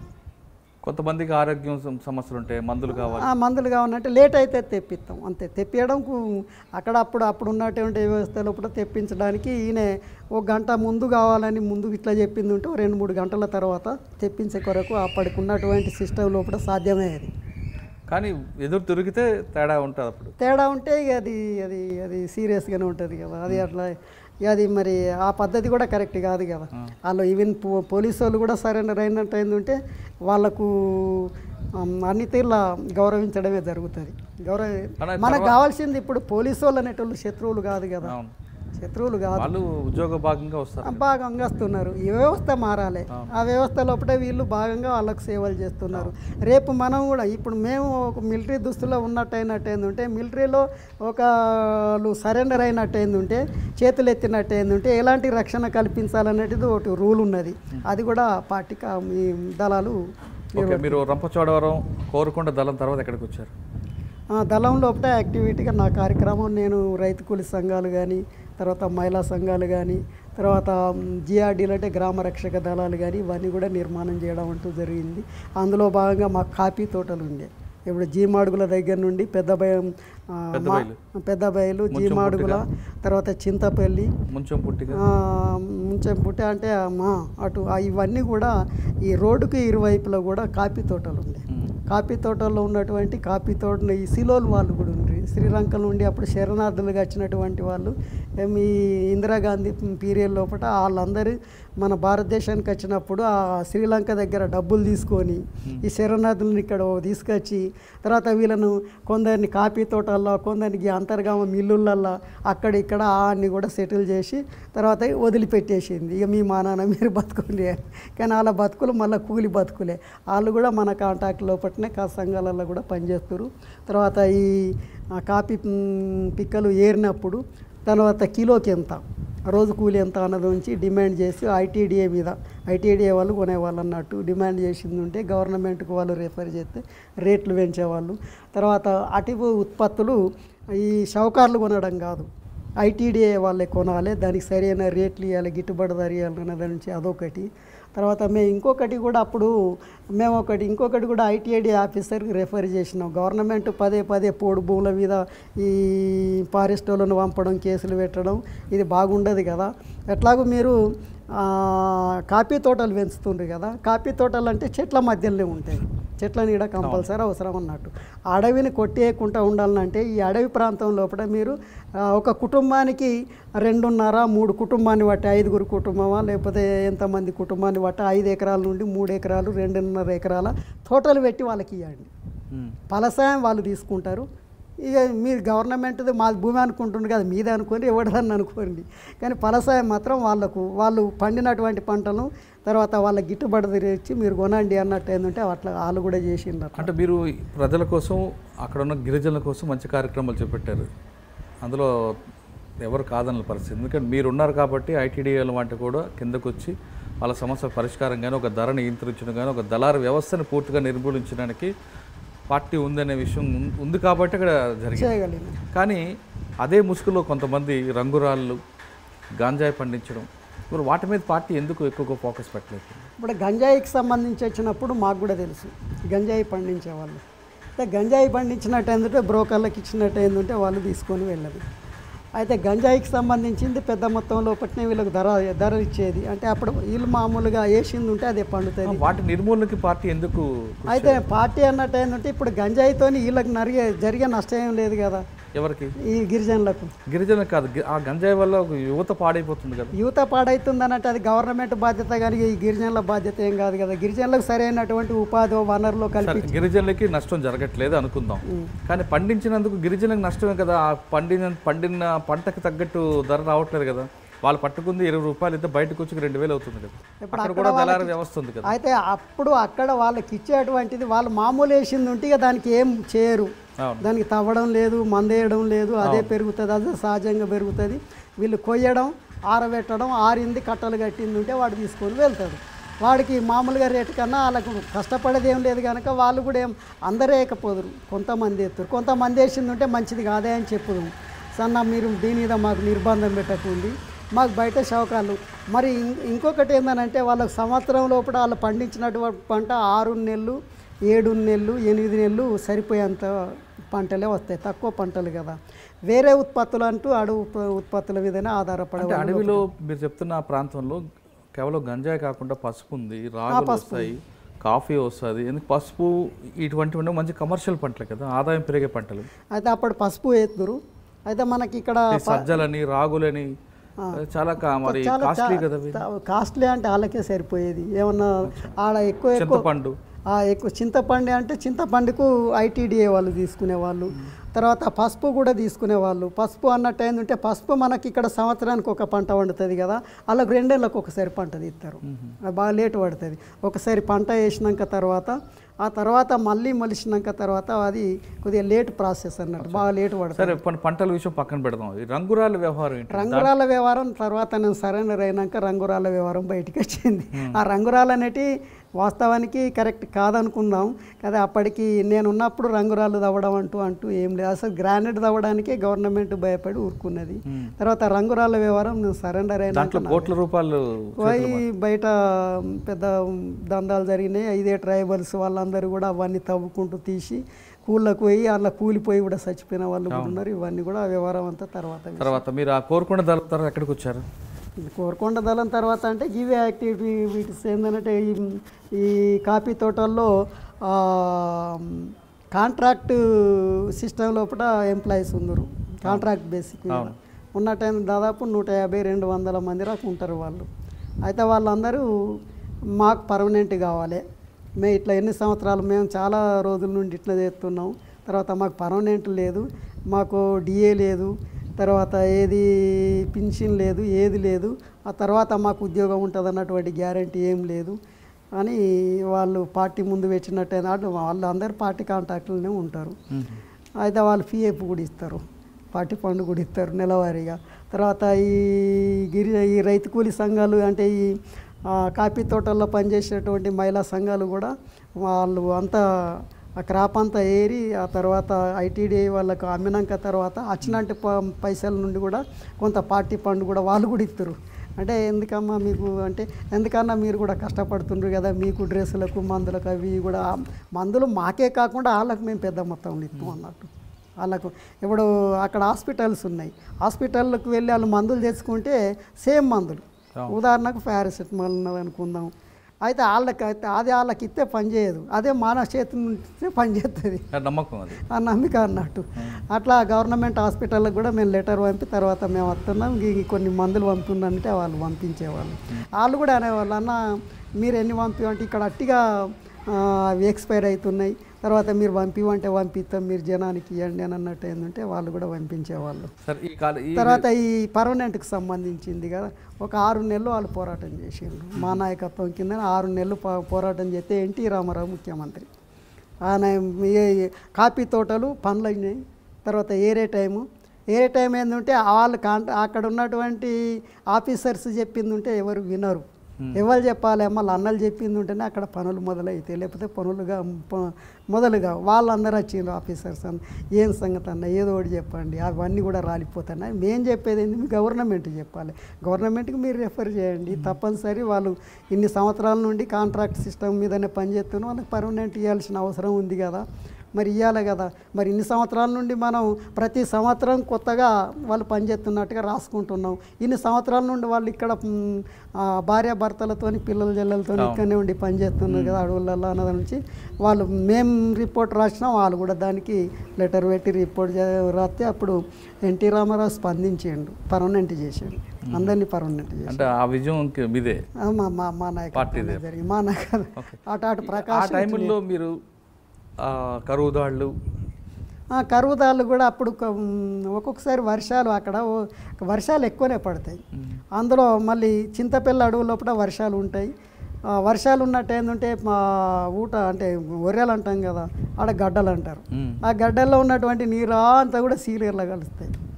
ఆ సీలేరు నుండి ఎగువ సీలేరు నుండి తర్వాత మాచికన్ నుండి వచ్చేటువంటి ఎగువ సీలేరు నుండి దిగువ సీలేరు నుండి డొంకరాయి నుండి గోదావరి ఇక్కడ కూనారం మీద భద్రాచలం మధ్యలో అటు ఆ సీలేరు తర్వాత శేబరి ఆ ఇంద్రావతి అవన్నీ అందులో కలిసి అందులో వెళ్ళిపోతాయి.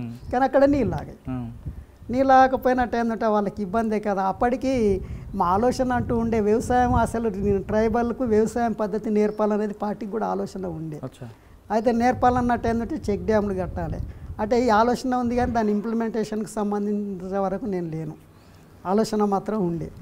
కానీ మీరు చెప్పారే ఇప్పుడు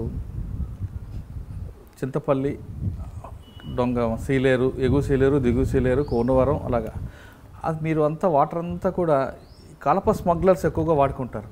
అడవిలో ఉన్న పంటని, అడవిలో ఉన్న వృక్షాలని కొట్టి దీనికోసం వాడుకుంటాం. మీకు ఏం నోటీస్కి వచ్చింది ఎప్పుడైనా? ఎవరు కలప అంటే కలప అప్పటికి ఒక బాంబింగ్ పేపర్ మిల్లు, ఆ పేపర్ వీళ్ళు అక్రమంగా తరలించే మార్గంగా ఎంచుకున్నారు దాన్ని.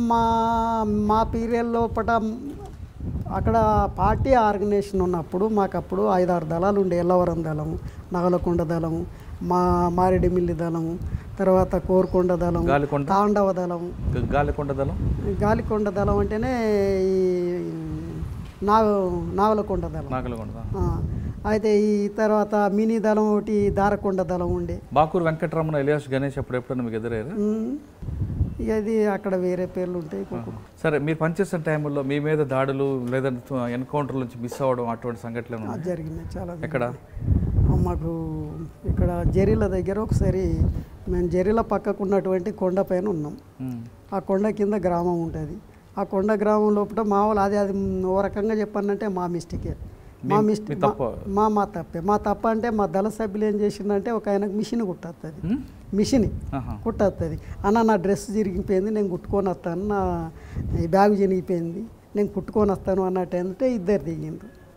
ఇది ఆయన ఒక్కడిని పంపాం కదా, సెక్యూరిటీగా ఇద్దరు లేకపోతే ముగ్గురు, ఒక్కరిని ఎట్టి పరిస్థితిలో పంపాం. ఆ గ్రామంలోకి దిగిన రోజు ఆ చింతపేలు లోపల అక్కడ అంగడి. ఆ రోజు ఈ గ్రామ ప్రజలందరూ కూడా అదే దారి గుంటా పోతే అన్నలు వచ్చిండ్రు, అక్కడ కుట్టుకుంటున్నది చూసిండ్రు. అన్న నుండి జరీల లోపల అక్కడ వాల్మీకులు అనేటోళ్ళు ఎక్కువ ఉంటారు. ఆ ఊర్లే భగతలు ఉంటారు, కోందులు ఉంటారు, ఆ తర్వాత వాల్మీకులు ఎక్కువ డామినేషన్ ఆ ఊరి మీద ఈ వాల్మీకులదే ఉంటుంది.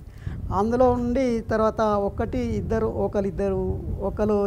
హోంగార్డ్గా చేస్తుండ్రు, ఒక ఆయన పోలీసుగా చేస్తున్నాడు. ఆ ఊర్లో నుండి చేసినట్టు ఏంటంటే వాళ్ళకి సంబంధించిన ఒక మహిళ ఏం చేసిందంటే చింతపల్లి పోలీస్ స్టేషన్కి వెళ్ళి ఆ హోంగార్డ్కి చెప్పింది, ఇట్లా అన్నలు మన పక్క ఊర్లో ఉన్నారు, అయితే అన్నలు ఆడి మిషన్ కుట్టుకున్నారు, నేను చూసినాను, కొండ మీద ఉన్నారని అక్కడ ఇన్ఫర్మేషన్ ఇచ్చింది. ఆయన ఏం చేసిండు, అప్పుడు ఇన్ఫర్మేషన్ ఇచ్చిందంటే ఏమైనా ఎన్కౌంటర్ అయినట్టు ఏంటంటే ప్రమోషన్లు వస్తాయి కదా, దాంతోనే వాళ్ళ సిఐకి ఎస్ఐకి వాళ్ళు చెప్పినట్టు ఏంటంటే ఆ అమ్మాయిని పిలిచి వెనకసీరి ఎంక్వైరీ చేస్తే తెలిసింది ఇది ఎట్లా లీక్ అయింది, ఏంది, ఎవరు చెప్పిండ్రు అనేది తర్వాత తెలిసింది అన్నట్టు. అంటే ముందే మాకు తెలిసినట్టు ఏంటంటే మేము అక్కడే ఎందుకుంటాం. అయితే అది తెలిసిన ఆ తర్వాత మేము పైన కాళ్ళు వచ్చిండ్రు వాళ్ళు, ఆ ట్రైబల్ వాళ్ళందరూ మాకు అన్నాలు తెచ్చిండ్రు, అన్నం తిన్నాం. అన్నం తిని తర్వాత మీటింగ్ సంబంధించి అందరం రమ్మంటా అంటే ఇలా వద్దు, ఇవాళ అంగడి కదా, ఎందుకంటే మీరు అందరు కొండపైకి వచ్చినట్టు ఏంటంటే జనం అంతా చూస్తారు, ఇది బాగుండదు, మీకైనా మంచిది కాదు, మాకైనా మంచిది కాదు అన్నట్టు ఏంటంటే సరే అని అన్నారు. అయితే అప్పటికి మేము కొద్దిగా లోపలికని కొండ మీద ఉన్నాం కదా, ఆ కొండ మీద ఉన్నట్టు ఏంటంటే పోలీసు వాళ్ళు వచ్చేసిండ్రు. వచ్చిన తర్వాత దాదాపు ఒక 100-200-300 మంది వచ్చిండ్రు. తర్వాత ఈ పోలీసు వాళ్ళు ఆ ఊర్లోకి ఎంటర్ అయ్యిండ్రు. కొంతమంది ఇట్లా చుట్టూ ఇట్లా రౌండ్ అప్ ఇట్లా ఉన్నారు అన్నట్టు. అయితే మేము చూసినాం. తర్వాత అదే మేము ఇక్కడ పెద్ద అదేం కాదు కదా అన్న ఉద్దేశంతో కింద నుంచి పైకి వచ్చిండ్రు వాళ్ళిద్దరు. వచ్చినాక తర్వాత మరి కింద పరిస్థితి ఎట్లుంది, ఏమన్నా బాగేనా అని అంటే అన్న అంత ఇది మనూరే కదా, ఏం కాదు, అంత మనదే అని అన్నట్టు. ఏంటంటే మరి జనం ఎవరన్నా చూసిండ్రా అంటే జనం మమ్మల్ని ఎవరు చూస్తారు కానీ అట్లనైతే వేయనరు. ఇక అట్లా వేయండి చూసినట్టే కదా, కొంచెం జాగ్రత్తగా ఉండండి, తిన్నాక వెళ్దామని అన్నాం. అయితే వాళ్ళు ఒక 2-3 ఏం చేసిండ్రు, కావడేసుకొని అన్నం నీళ్ళు పట్టుకొని వస్తాను. వాళ్ళను పోలీసులు అటాక్ చేసి పట్టేసుకున్నారు. పట్టేసుకొని ఎక్కడున్నారు, దళం ఎక్కడుంది వాళ్ళకి, అసలు ఆ దళం మేమందరం అక్కడ ఉన్నామని తెలుసు ఆ ఏరియాలో, కానీ దళం ఎక్కడుంది, దళం ఏ పాయింట్లు ఉన్నది అనేది వాళ్ళకి కావాలి కదా అన్నట్టు. ఏంటంటే వాళ్ళను కొద్దిగా సీరియస్గా హెచ్చరించడంతో ఎక్కడున్నో తీసుకుపోతామంటే వాళ్ళు భయంగానే వాళ్ళ వెనకాల పోలీసు వాళ్ళు ఒక స్కాడ్ ఒక 10-15 మంది 20 మందితోని ఈ ఆయన అన్నం పట్టుకొచ్చుకునేట ఆయన ముందత్తుండు, వీళ్ళు వెనకొస్తుండు. వెనకొచ్చేటప్పటికి ఏంటంటే మా సెంట్రీ ఉంటాడు కదా, ఆ సెంట్రీ ట్రైబల్ వాళ్ళని చూసిండు. తర్వాత ఇటు పోలీసులను చూసిండు, తుపాకీ ఆడ పడేసిండు, పరిగెట్టి వెళ్ళిపోయిండు. ఆయన ఎందుకు వెళ్ళిపోయిండో, తుపాకీ అక్కడ ఎందుకు పడేసిండో మాకు తెలియదు. మాకు తెలియకుండా ఏంటంటే ఈ మీదిరాకి వచ్చినాక తర్వాత మా అలికిడి విని ఆ అన్నం తెచ్చినటువంటి ట్రైబల్ అతన్ని అక్కడ ఆపి వీళ్ళు పొజిషన్ తీసుకొని ముందుకు అడ్వాన్స్ అయ్యిండు పోలీసు వాళ్ళు. అయితే ఒక ఆయన మేము అక్కడ నేను, ఆ తర్వాత నాకు అక్కడ నా బాడీగార్డు, ఆ తర్వాత ఇంకో మా డిప్యూటీ కమాండర్ ఇంకో సైడ్ కూర్చున్నాడు, ఆయనకు సంబంధించిన ఒక అంటే ఇట్లా విడివిడిగానే కూర్చున్నాం. అయితే ఒక ఆయన మాకన్నా అడ్వాన్స్గా ముందుగా కూర్చున్నాడు సెంట్రీకి దగ్గర అని కూర్చున్నాడు. అంటే సెంట్రీని ఆయన పోయింది చూడలేదు, ఆయన కూర్చుండే ఉన్నాడు. కూర్చుండి ఉండి తర్వాత అన్న పోలీసు వాళ్ళు వస్తాను అన్నాడు. అనడంతోనే పొజిషన్ అన్నాను. ఇక పారిపడితే మనం చచ్చిపోతాం. అప్పుడు పారిపోయే పరిస్థితే వద్దు, పారిపోతే మనం చచ్చిపోతాం. పొజిషన్ వెంటనే పొజిషన్ ఫైర్ వెంటనే కాషన్ ఫాలో అయిన నేను ఇక వాళ్ళకన్నా ముందే నేను పొజిషన్ తీసుకున్నాను. దాని వెనుకకు పోయింది ఉంటే మాకు ఈ పొజిషన్ ఫైర్ అన్నాను. ఆయన కాషన్ కమాండర్ కాషన్ ఖచ్చితంగా పాటించాల్సిందే. ఆయన ఫైర్ చేసిండు అడ్వాన్స్ అన్నాను. ముందుకు వెళ్ళవాను, వెనుకకు వెళ్ళవాను లేదు. ముందుకు వెళ్ళిన తర్వాత అడ్వాన్స్ అన్నాను. అడ్వాన్స్ అని తర్వాత మా డిప్యూటీ కమాండర్ ఉంటాడు కదా, ఆయనకు పిలిచి డిప్యూటీ కమాండర్కు ఆ పేరు ఉంటుంది కదా సత్యం, నువ్వు ఒక ఇద్దరిని తీసుకొని బ్యాక్ రిట్రీట్ అంటే బ్యాక్ ఎన్వి ఉంటాడు. తర్వాత వెనుక ఎవడు వస్తాడో తెలియదు కదా, బ్యాక్ అని అన్నాను. బ్యాక్ అన్న వాళ్ళు ఆయన బ్యాక్ వెళ్ళిండు. మేము 12 మంది ఉన్నాం. ఆయన ముగ్గురిని తీసుకొని అటు వెళ్తే మిగతా నా బాడీ గార్డు మేము ముందుకు వెళ్ళినాం. నా బాడీ గార్డుతో చెప్పినాను గ్రానైడ్ ఛార్జ్ చేయాలి, నేను అన్నారు. నేను ఫైర్ చేస్తా, నా ఫైరింగ్ ఎడ్జ్ నువ్వు ఆ జోన్ నుండి నువ్వు కిందికి పాక్కుంటూ వెళ్ళాలి అన్నవాళ్ళే అడ్వాన్స్ అన్నాను. చెప్పి అడ్వాన్స్ అన్నాను. నేను ఫైర్ చేసినాను. ఫైర్ చేస్తే ఆయన ఇక్కడ నుండి ఆ బిల్డింగ్ అంత దూరం వెళ్ళిండు. ఆయన ఫైర్ చేసి నేను అక్కడికి వెళ్ళినాను. గ్రానైడ్ ఛార్జ్ అన్నాను. ఒక గ్రానైడ్ వేయడంతో బ్రహ్మాండంగా వెళ్ళింది. ఒక్క పోలీసు వాడు ఉండలేదు. అందరు కిందికి పరిగెట్టినట్టు అయింది ఉంటే ఫైర్ చేసుకుంటా మేము ఆ గుట్ట ఎడ్జికి కింది రాక వెళ్ళినాం. వెళ్ళి చూసింది ఉంటే మొత్తం పోలీసు వాళ్ళు కనబడతాను. అయితే ఏ వైపు పోలీసు వాళ్ళు ఉన్నారో తెలియదు. మరి ఈ వైపు ఉన్నారా ఆ వైపు ఉన్నారా అనుకున్నట్టు అయిందంటే తర్వాత డిప్యూటీ కమాండరు ఫస్ట్ అడ్వాన్స్గా మనం ముందుకు వెళ్ళమంటాం, నేను వెనుక వెళ్తాను, తర్వాత మేము వెళ్తాం. అంటే నేను ఒక ఇంత దూరం వెళ్ళినాక అక్కడ పొజిషన్ తీసుకొని ఉంటాం. వీళ్ళు వస్తారు, వాళ్ళ పొజిషన్ మీద ముందుకు వెళ్తారు. అక్కడ వాళ్ళు ఆగుతారు, మేము ముందు ఇట్లా రిట్రీట్ అవ్వకుంటూ వెళ్ళిపోయాం. అట్లాంటి ఒక 3-4 సంఘటనలు జరిగినాయి. అంటే మాకు ముందే ఇట్లా ఇన్ఫర్మేషన్ ఉన్నట్టు అయిందంటే, వాళ్ళకి ఇన్ఫర్మేషన్ ఉన్నట్టు, పోలీసు వాళ్ళు కూడా దగ్గర వరకు వచ్చినట్టు అయిందంటే, కొంత దూరం ఉన్నట్టు అయిందంటే, ఎవడు ఫస్ట్ ఫైర్ చేసిందంటే వాడు అడ్వాన్స్గా ఉంటాడు. అంటే వాళ్ళు సేఫ్టీ తీసుకోవాల్సి వస్తుంది, ఆత్మరక్షణకు వాళ్ళు వెళ్ళవలసి వస్తుంది. వాళ్ళు ఇట్లా ఫైర్ చేసిందంటే వెనుకకు పరిగెచ్చినోడు చచ్చిపోతాడు. వెంటనే నువ్వు ఆత్మరక్షణ తీసుకో అంటే సేఫ్టీలకు వెళ్ళిపోయినట్టు ఏంటంటే ఎన్కౌంటర్ జరగదు, ఇరువైపులా జరగదు. అయితే అనుకోకుండా ముందే ఆడ ఫైర్ చేసిండు అనుకోండి ఎన్కౌంటర్ అవుతుంది. వాళ్ళు ఎందుకంటే వాళ్ళు తెలిసి వచ్చిండ్రు కదా, తెలిసి వచ్చింది కనుక అట్లా అయ్యే అవకాశాలు ఎక్కువ ఉంటాయి అన్నట్టు. తర్వాత ఇంకొకటి, ఎంత తెలిసినా కూడా అక్కడ ట్రైబల్ ఇట్లా సహకరించకపోయింది ఉంటే ఎన్కౌంటర్ అనేదే కాదు. పోలీసు వాళ్ళకు తెలుసు, పోలీసు వాళ్ళు ఎక్కడున్నారో మా పార్టీకి తెలుసు, దళాలకు తెలుసు. కానీ దళం ఎక్కడుందో పోలీసు వాళ్ళకు తెలియదు. అయితే దళాలు ఇక్కడ అంతా ఉన్నది అని తెలుసు, ఏ పాయింట్లు ఉన్నది తెలియదు. అట్లా అన్నట్టు అది జనం సహకారం లేకపోయింది ఉంటే అక్కడ ఎన్కౌంటర్లు జరగవు. ఇప్పుడు మొత్తం మీ ప్రయాణం పెద్దపల్లి నుంచి పెద్దబయలు వరకు వచ్చింది. పెద్దబయలు కోరుకొండ ఏరియా వరకు వెళ్ళింది. కానీ ఇక్కడ మీ ప్రేమ వ్యవహారం, మీ పెళ్లి వ్యవహారం ఆ తర్వాత ఆమె గొలిగొండ మండలం లోపల వాళ్ళ తండ్రి అటెండరు. గొలిగొండలో మా పార్టీ ఆర్గనైజేషన్ మండలం అది. అప్పుడు కొద్దిగా రాజశేఖర్ రెడ్డి వచ్చినాక లీగల్ యాక్టివిటీస్ ఉండే కదా, చర్చలు అనే పేరు 2004 లోపల అప్పుడు చర్చలు ఉన్నది కదా. ఆ చర్చలు అప్పుడు ఏందనంటే పెద్ద మొత్తం లోపల లీగల్ యాక్టివిటీస్ ఉండే. అప్పుడు పోలీసు వాళ్ళు చూసినా కూడా ఏమన్నా పోదురు, అంటే ఫైరింగ్ జోన్ వరకు వచ్చినా కూడా చూసుకుంటా వాళ్ళు వెళ్ళిపోదురు, చూసుకుంటా వీళ్ళు వెళ్ళిపోదురు. మ్యాచ్ ఫిక్సింగ్ అంతే. ఫైరింగ్ జోన్ వరకు కూడా వస్తారు, అంతంత దూరం వచ్చినా కూడా ఏమనకపోదాను అన్నాడు. ఎందుకంటే ఇక పైనుండి వాళ్ళకు ఉన్నటువంటి ఆదేశాలు ఇక ఏమన్నారు అన్నటువంటి ఆలోచనతో అట్లా కొద్దిగా లూజ్.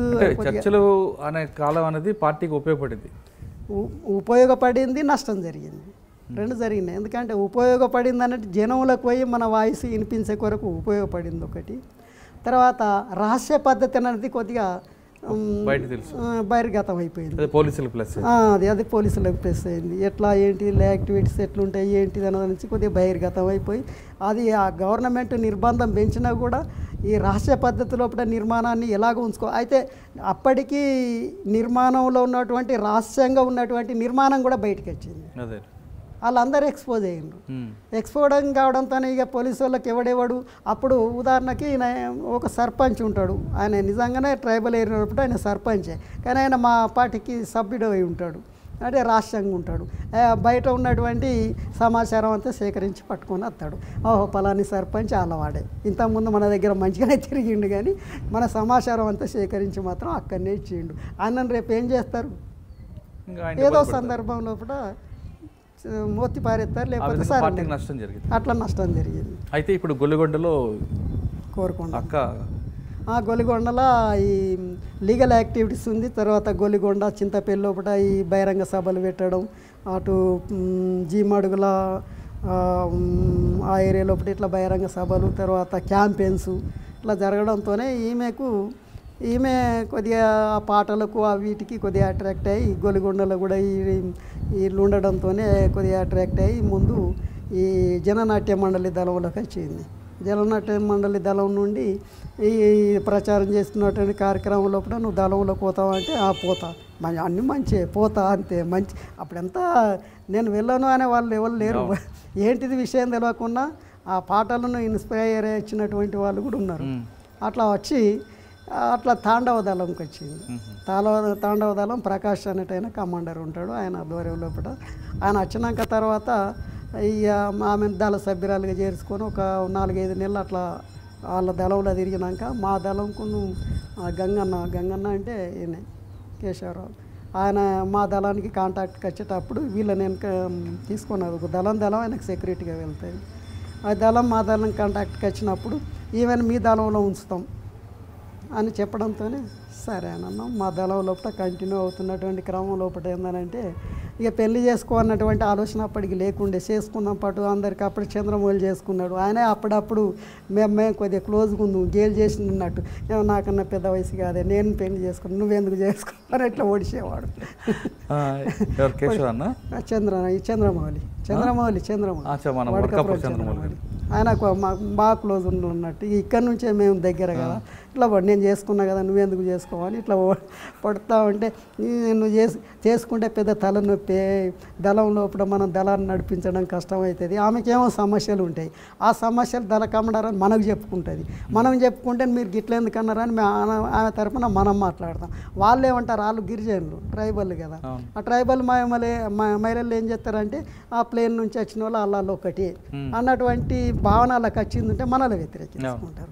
చాలా కష్టంగా ఉంటుంది కదా అంటే, అట్లా కష్టంగా ఉంటుందని మరి మనం ఎవరిని ఎడ్యుకేట్ చేస్తాం, మరి కష్టం కదా మరి అన్నట్టు ఏంటంటే, ఏమో చూద్దాం ఏమి ఇంత చదువుకున్నది కదా, రేపు దేమన్నా నీకు ప్రమోషన్ వచ్చి వెళ్ళినట్టు ఏంటంటే, ఆమె దళములో ఇవ్వాలని అనుకున్నట్టు ఏంటంటే కష్టంగా ఉంటుంది కదా, వేరే ట్రైబల్ అమ్మాయిని చేసుకున్నట్టు ఏంటంటే ఆమె ఉంటుందో పోతుందో తెలియదు అనేది నుంచి ఏదో సంభాషణ మొదలు పెడితే అది కూడా నిజమే అనుకొని కొన్ని రోజులకు ప్రపోజల్ పెట్టిన పార్టీ ముందు.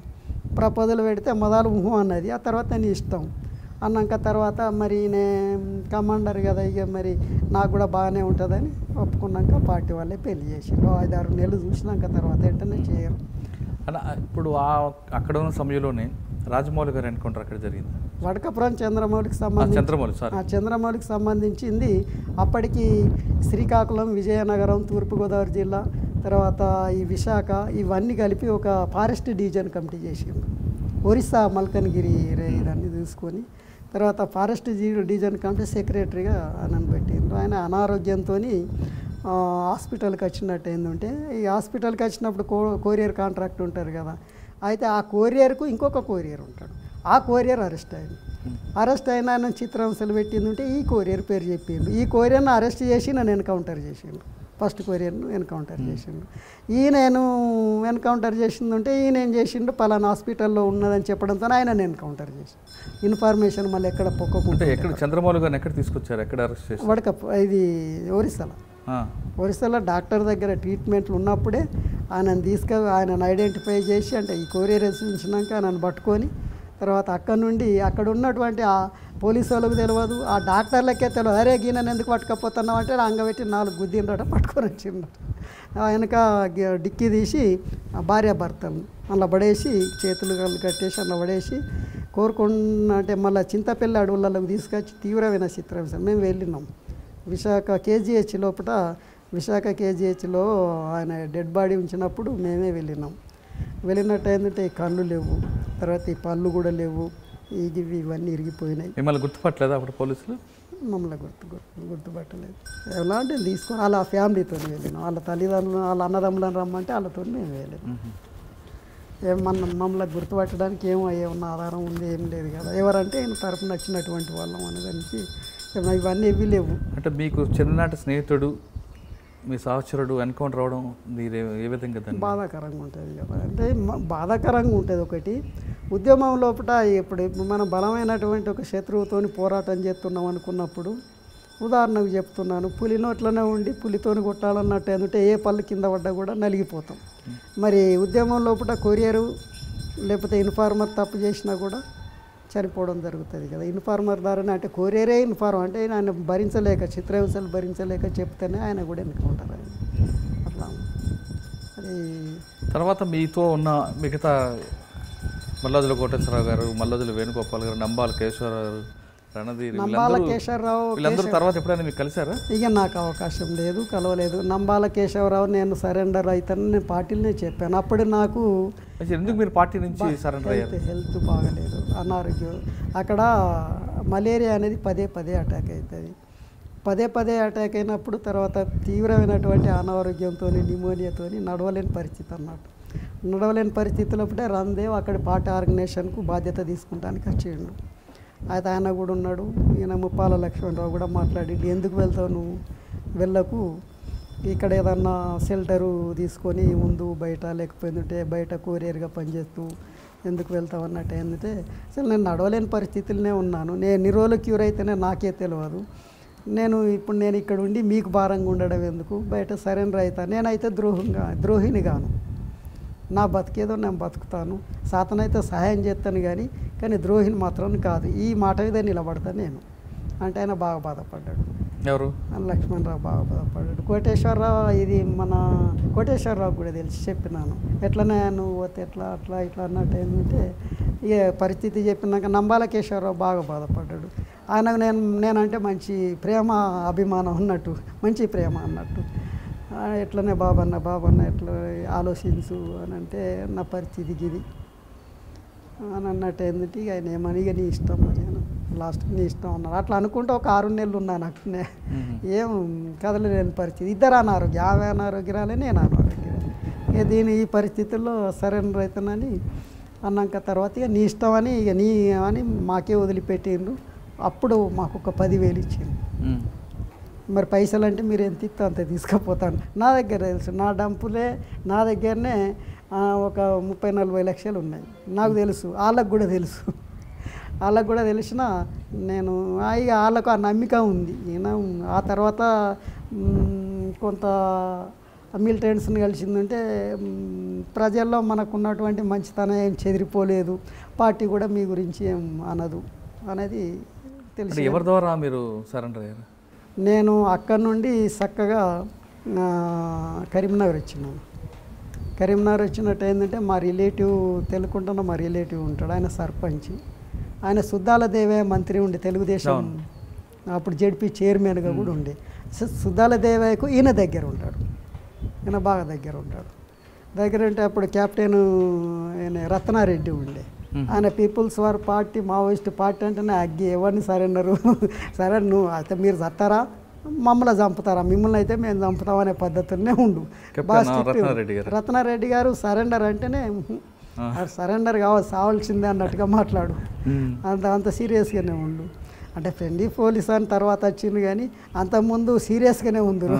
ప్రతి ఆఫీసర్ సీరియస్గానే ఉండు, ఎవడో రత్నారెడ్డి గారు కూడా సీరియస్గానే ఉండు.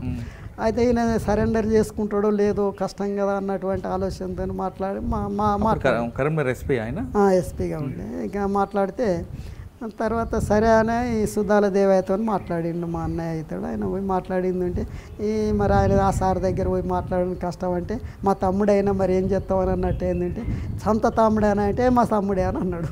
అంటే ఆయన రిస్క్ తీసుకొని ఎస్పీ దగ్గరికి పోయి, సార్ మీకు మంచిది అంటే మీకు మంచి పేరు వచ్చేదే, నాకు చిన్న పని చేయాలి అని ఇట్లా ఆయన నా తర్వాతే చెప్పిండు. ఆయన చెప్తేనే నాకు తెలుసు, సార్ మీకు మంచి పేరు వచ్చేదే, తర్వాత నాకు ఒక సాయం చేయండి.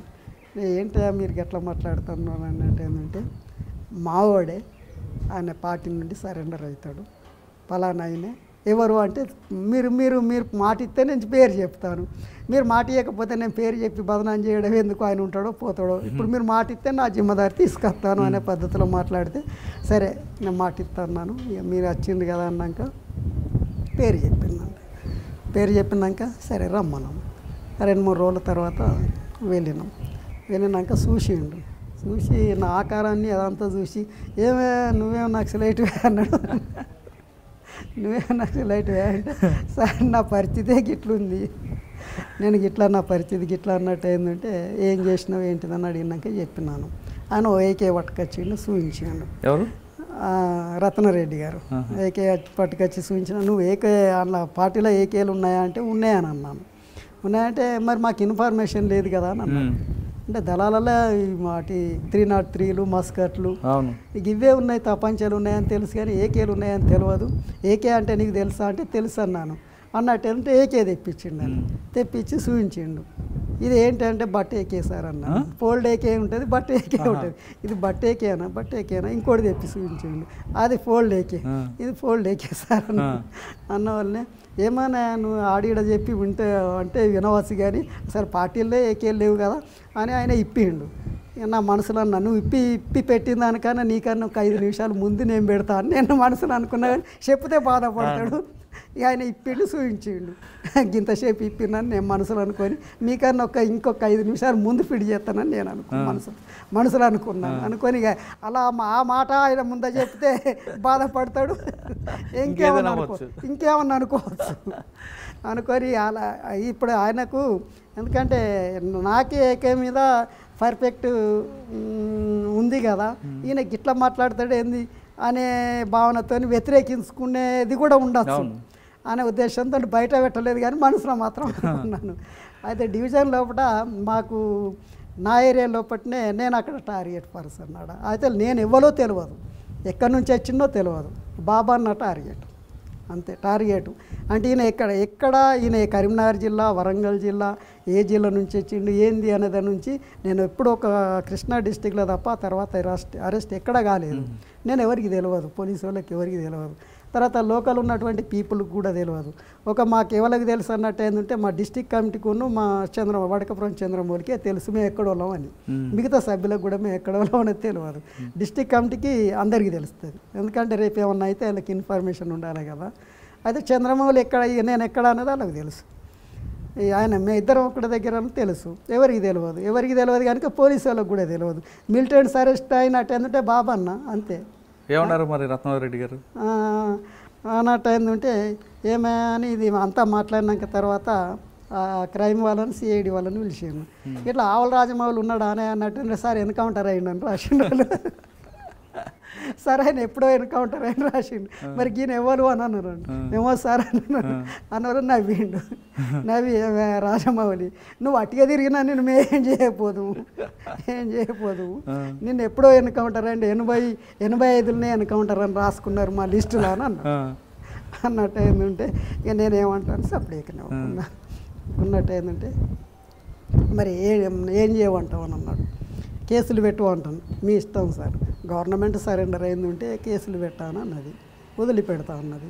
మా నమ్మికతోనే నేను మీ దగ్గరికి వచ్చినాను, మీ మీద ఆ నమ్మిక చెప్పిన కనుక నేను మళ్ళీ మీ దగ్గరికి వచ్చినాను. మీరు ఎవరైతే వ్యతిరేకించుకుంటారో మంచి చేస్తానంటే కూడా మంచి కూడా చేస్తారు సార్, మీరు ఎంత వ్యతిరేకించుకుంటారో అన్న దాని నుంచి మాకు తెలుసు, మీరు మంచి చేస్తానంటే మంచి చేస్తారన్న నమ్మికతో నచ్చిన అన్నాను.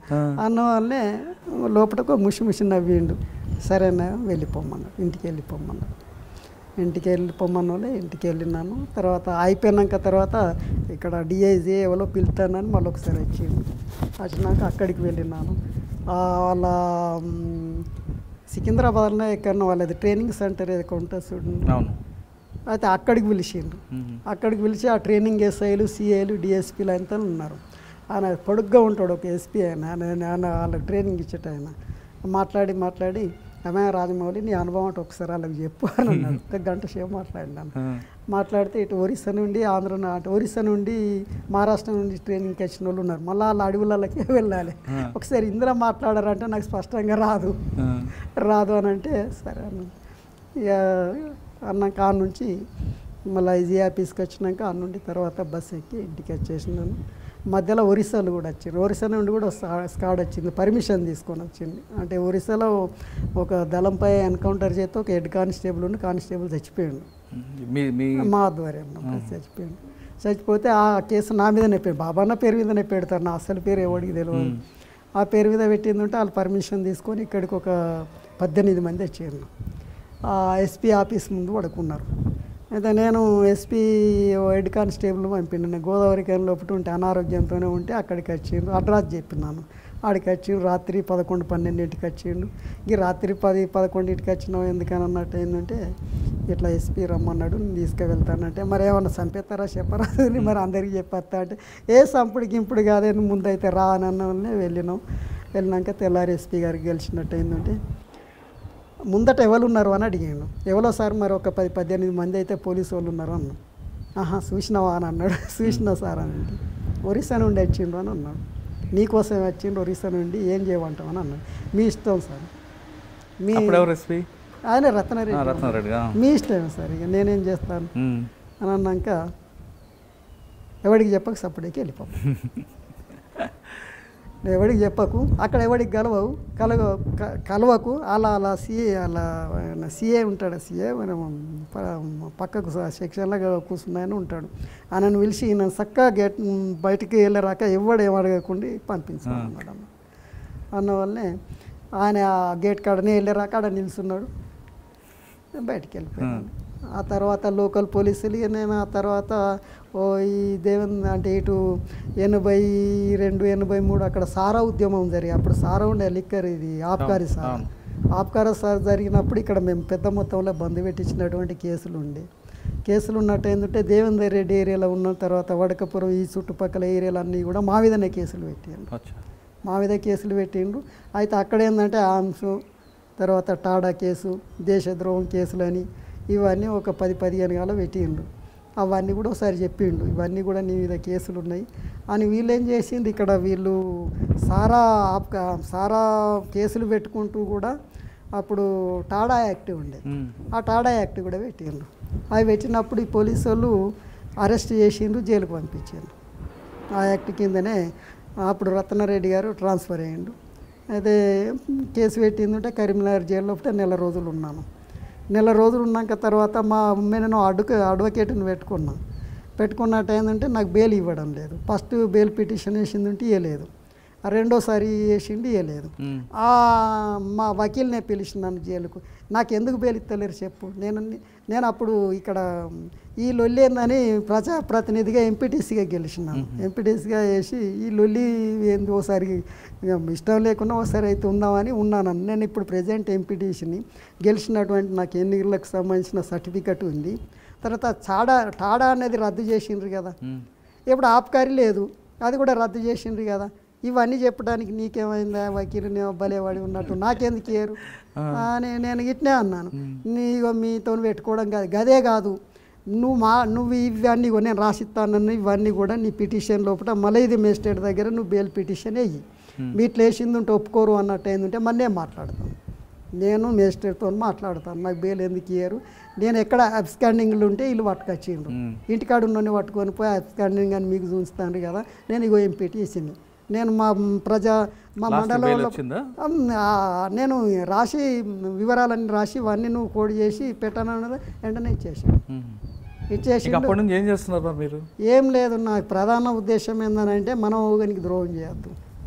మనం ఎందుకంటే ఇప్పుడు మీ జీవన విధానం ఏంటి? వ్యవసాయం చేస్తాను నేను, ఇప్పటికీ వ్యవసాయం చేస్తాను.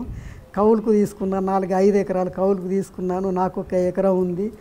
తర్వాత ఈ గవర్నమెంట్ అప్పుడు గవర్నమెంట్ నుండి ఏది ఆశించకూడదు, తర్వాత డబ్బులు తీసుకోవద్దు, ఏ పరికరాలు తీసుకోవద్దు, భూమి తీసుకోవద్దు, జీబులు ఇట్లా ఇస్తూ ఉండే తీసుకోవద్దు అన్నది నుంచి ఒకటి ఉండే.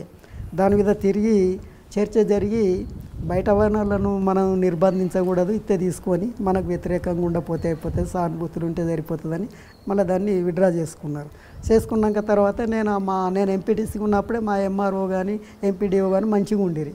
నేను నక్సలైట్ నన్ను తెలుసు, వాళ్ళకు తెలిస్తే వాళ్ళే అన్నారు, అందరు తీసుకుంటాను ఏందా నువ్వు కూడా 5 ఎకరాలు పెట్టుకోరాదు, నీ భార్యకో 2 ఎకరాలు నీకో 2 ఎకరాలు ఇస్తాను చూసుకోమని అన్నట్టు ఏంటంటే నేను పెట్టుకున్నాను. అట్లా నాకు 4-5 ఎకరాలు ఇచ్చిండ్రు. ఆ 5 ఎకరాలు సాగు చేసుకుంటూ ఇంకొక 4-5 ఎకరాలు కౌలుకు తీసుకుంటూ నేను వ్యవసాయం చేస్తాను, తర్వాత నేను దున్నుతాను, నేను జంబు కొడతాను, ఇక నాటేందు నేను జంబు కూడా కొడతాను. తర్వాత పత్తిలో ఈ దవర కొడతారు కదా, దవర అంటే తెలుసుగా గొర్రె కొట్టడం అంటే, నాకు ఆ పరికరాలు ఉన్నాయి, నేను కొడతాను. మా ఊరు వాళ్ళందరికీ తెలిసి వ్యవసాయం చేస్తాడని. ఎవరిని అడిగినా ఆయన ఆవుల రాజమౌళి ఏం చేస్తాడా అంటే ఆయన అంత వ్యవసాయం ఏం చేయమని అంటారు. అన్న, ఇప్పుడు మీకు మల్లోదుల కోటేశ్వరరావు గారి ఎన్కౌంటర్ విషయం తెలిసినప్పుడు ఏమనిపించింది? బాధ అనిపించింది. ఇక్కడ పెద్దపల్లికి వచ్చినాను, కార్యక్రమం అంతా అయిపోయే వరకు కూడా ఉన్నాను. ఇక అంతకుముందు మనం ఏం చేయాలి, అది కొంత పార్టీ నుండి అట్లా మాకు జనరల్గా పత్రికల్లో వచ్చినటువంటి వార్తలు అవన్నీ చూసినప్పుడు ఇక బాధపడడం తప్పితే మనం ఏం చేస్తాం. ఒక పార్టీకి నాయకత్వం వహించి ఉద్యమం నాయకత్వం లోపల ఒక ఉద్యమ నాయకుడు ఎదగడంటే అంత చిన్న విషయం కాదు. అనేక విషయాలు నేర్చుకుంటూ తర్వాత ఉద్యమం ప్రస్తావన లోపల అనేక ఒడిదొడుకులను ఎదుర్కొన్నటువంటి ఒక నాయకుడు పార్టీకి లేకుండా పోతే ఎంత తీవ్ర నష్టం ఇక మీకు తెలియంది కాదు. అంత పెద్ద నష్టమే కాదు. మన తర్వాత ఆయన అటు ఊరు బీహార్ ఏరియాకు వెళ్ళి తర్వాత వెస్ట్ బెంగాల్ లోపల అటు ఆయనకు ఒక పట్టు సంపాదించినాక మిడ్నాపూర్ ఏరియా లోపల తర్వాత వనాంచల్ ఉత్తరాంచల్ కానీ ఆ 7 పరిగణాలకు సంబంధించిన ఈ వెస్ట్ బెంగాల్ ఏరియా లోపల మళ్ళీ సిలిగురి ఏరియా రాక ఆ రోజు నక్సల్బరీ ఉద్యమం ఎక్కడ స్టార్ట్ అయిందో ఆ ఏరియా వరకు కూడా ఈ ఉద్యమాన్ని తీసుకుపోవటం లోపల ఆయన పాత్ర అమోఘం. దాంట్లో మనం చరిత్రలో నిలిచిపోయింది. తర్వాత మీకు ఆయనతో పాటు ఉన్న తమ్ముడు కానీ వేణుగోపాల్ గారు కానీ వేణుగోపాల్ ఇక్కడ మంతిన్లో అరెస్ట్ అయ్యిండు. స్కాడ్ అరెస్ట్ అయినాక తర్వాత రిలీజ్ అయినాక ఆయన బస్తర్కి వెళ్ళిపోయాడు. బస్తర్ ఇటే వెళ్ళిపోయాడు దళ కమాండర్గా. తర్వాత అబ్బాయి అనే పేరు మీద ఉన్నారు. ఇప్పుడు అబ్బాయి అనే పేరు మీద, అంతకుముందు భూపతి అనే పేరు మీద ఉన్నాడు. ఇప్పుడు అబ్బాయి అనుకుంటా, భూపతి అనే పేరు మీద. అప్పుడు నంబాల కేశవరావు గారు ఎవరైనా మీకు? నంబాల కేశవరావు మీరు ఇప్పుడు అడిగినా కూడా చెప్తాడు. మీకు కలిస్తే బాబన్న మీకు తెలుసా అంటే చెప్తాడు. ఆయనకున్న మాకు నంబాల కేశవరావు గారు అంటే కోటబొమ్మాలి, ఆయనది శ్రీకాకుళం కోటబొమ్మాలి కదా. శ్రీకాకుళం అయితే పక్కా అనేది తెలుసు. అలాది ఉన్నత కుటుంబం. ఆర్ఈసీ లోపల ఇంజనీర్ అని, ఆర్ఈసీ లోపల ఆయనకు. ఇప్పుడు ఆర్ఈసీ మీరు ఐఐటి చదువుకున్నారు, ఐటీఐ చేశారు, మల్లోదుల కోటేశ్వరరావు గారు బాగా చదువుకున్నారు, వేణుగోపాల్ గారు. అంటే ఒకప్పుడు ఉద్యమం అనేది విద్యార్థుల దగ్గర నుంచి ప్రారంభమై విద్యార్థులు ఎక్కువగా ఉండే కాలం అది. ఇప్పుడు అది ఎందుకు క్రమేపీ కనుమరుగు అవుతూ వస్తుందండి? అంటే ఉన్నత విద్య చదువుకున్న వాళ్ళు ఎక్కువగా అందులో ఉండేవారు, ఒక ఐడియాలజీ ఉండేవారు. అయితే ఎప్పుడైనా కూడా విద్యార్థి మేధావుల నుండే ఉద్యమం మొదలవుతుంది. మొదలైన ఉద్యమం తర్వాత జగిత్యాల రైతాంగ పోరాటం దగ్గర నుంచి మొదలైంది. మొదలైన ఉద్యమం తర్వాత కరీంనగర్, ఆదిలాబాదు, తర్వాత నల్గొండ, వరంగల్ ఇవన్నీ కూడా విస్తరించింది. ఆ తర్వాత దండకారణ్యం ప్రాంతం, తర్వాత నల్లమల్ల అడవులు ఇవన్నీ కూడా విస్తరించుకుంటూ ముందుకు వెళ్ళింది. అయితే ఈ శైశవ దశలో ఉన్నటువంటి అంటే ఈ పార్టీ నేర్చుకొని తర్వాత ఒక ఉద్యమ ప్రస్థానం నుండి ముందుకు తీసుకువెళ్ళినట్టు ఏంటంటే అంతా అనుభవంతో కూడుకున్నటువంటి పోరాటాల్లోనే నేర్చుకోవాల్సింది. కానీ రెడీమేడ్గానైతే ఏ సిద్ధాంతం అయితే ఇట్లా ఉండిందనైతే మార్క్సిస్ట్ సిద్ధాంతం సైన్సే ఇది మేము చెప్పింది ఇవాళటి వరకే నిజం, రేపు కూడా మారచ్చు కదా, ఇది కూడా అదే కదా. అందుకోసం ఇది నిరంతరం నేర్చుకుంటూ ముందుకు క్రమేపీ అది క్వాలిటీ పడిపోతుందండి. అయితే ఇది ముందుకు వెళ్తున్నటువంటి ఇప్పుడు అంతా కూడా బస్తరు ఆ ఏరియాలో చుట్టుపక్కల ఏరియాలో చాలా దూరం లోపల ఇప్పుడు దాదాపు 10, 11, 13 రాష్ట్రాలలో విస్తరించింది అన్నది నుంచి పేపర్ వాళ్ళే చెప్తున్నారు. ఇక అందులో ఉన్నటువంటి ఇప్పుడు తెలంగాణకు సంబంధించిన మేధావి అంటే అప్పుడు ఉద్యమంలో పాల్గొన్నటువంటి వాళ్ళు తగ్గిండ్రు. తర్వాత కింది వాళ్ళు కూడా కొందరు ఎన్కౌంటర్ కావడం, కొందరు సరెండర్ కావడం అంటూ జరిగింది. అంటే పార్టీకి మేధావి వర్గం ఎందుకు దూరం అవుతుంది అని అడుగుతున్నాను. ఇక మేధావి వర్గం దూరం అవుతుందంటే మేధావి వర్గానికి సంబంధించిన ఆలోచన మాకు జనరల్గా ఉన్నటువంటి ఆలోచన ఏందన్నట్టు ఏంటంటే ఉద్యమం ఉవ్వెత్తున లేచినప్పుడు మేధావి వర్గం అంతా కూడా ముందుండి నడిపిస్తానంటారు.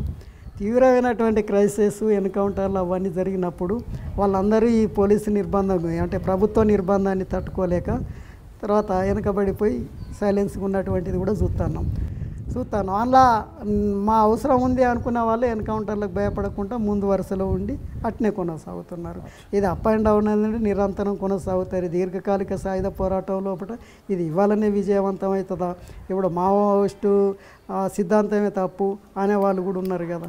ఇప్పుడు మీరు చెప్తున్నారు దీర్ఘకాలిక సాయుధ పోరాటం వల్లే మనం రాజ్యం సాధిస్తాం అన్నది పార్టీ సిద్ధాంతం. ఆ లైన్ ఇప్పటికీ మార్చకపోవడం వల్లే కొంత వర్గం దూరం అవుతున్నది వాస్తవం అంటారా? దీర్ఘకాలిక సాయుధ పోరాటం అనేది మార్చకుండానైతే స్టెబిలిటీగా ఉండి ఒకే దగ్గర ఉండి ఉద్యమం ఇక్కడ బలమైనటువంటి శత్రువుకు వ్యతిరేకంగా పోరాటం చేసి ఇక్కడ జయించడం కూడా కష్టమే అన్నట్టు ఏంటంటే ఉదాహరణకి అలా తెలంగాణ సమాజం లోపల ఎస్ఆర్ఎస్పి వచ్చింది, ఇంకా కొన్ని డ్యామ్లు వచ్చినాయి. తర్వాత అప్పుడు ఉన్నటువంటి బీడు భూములన్నీ కూడా ఇలా సాగు భూములు అయినాయి. మిడిల్ క్లాస్ పీపుల్ ఎక్కువ అయినారు, మధ్యతరగతి కుటుంబాలు అన్నట్టు ఎక్కువ అయినాయి.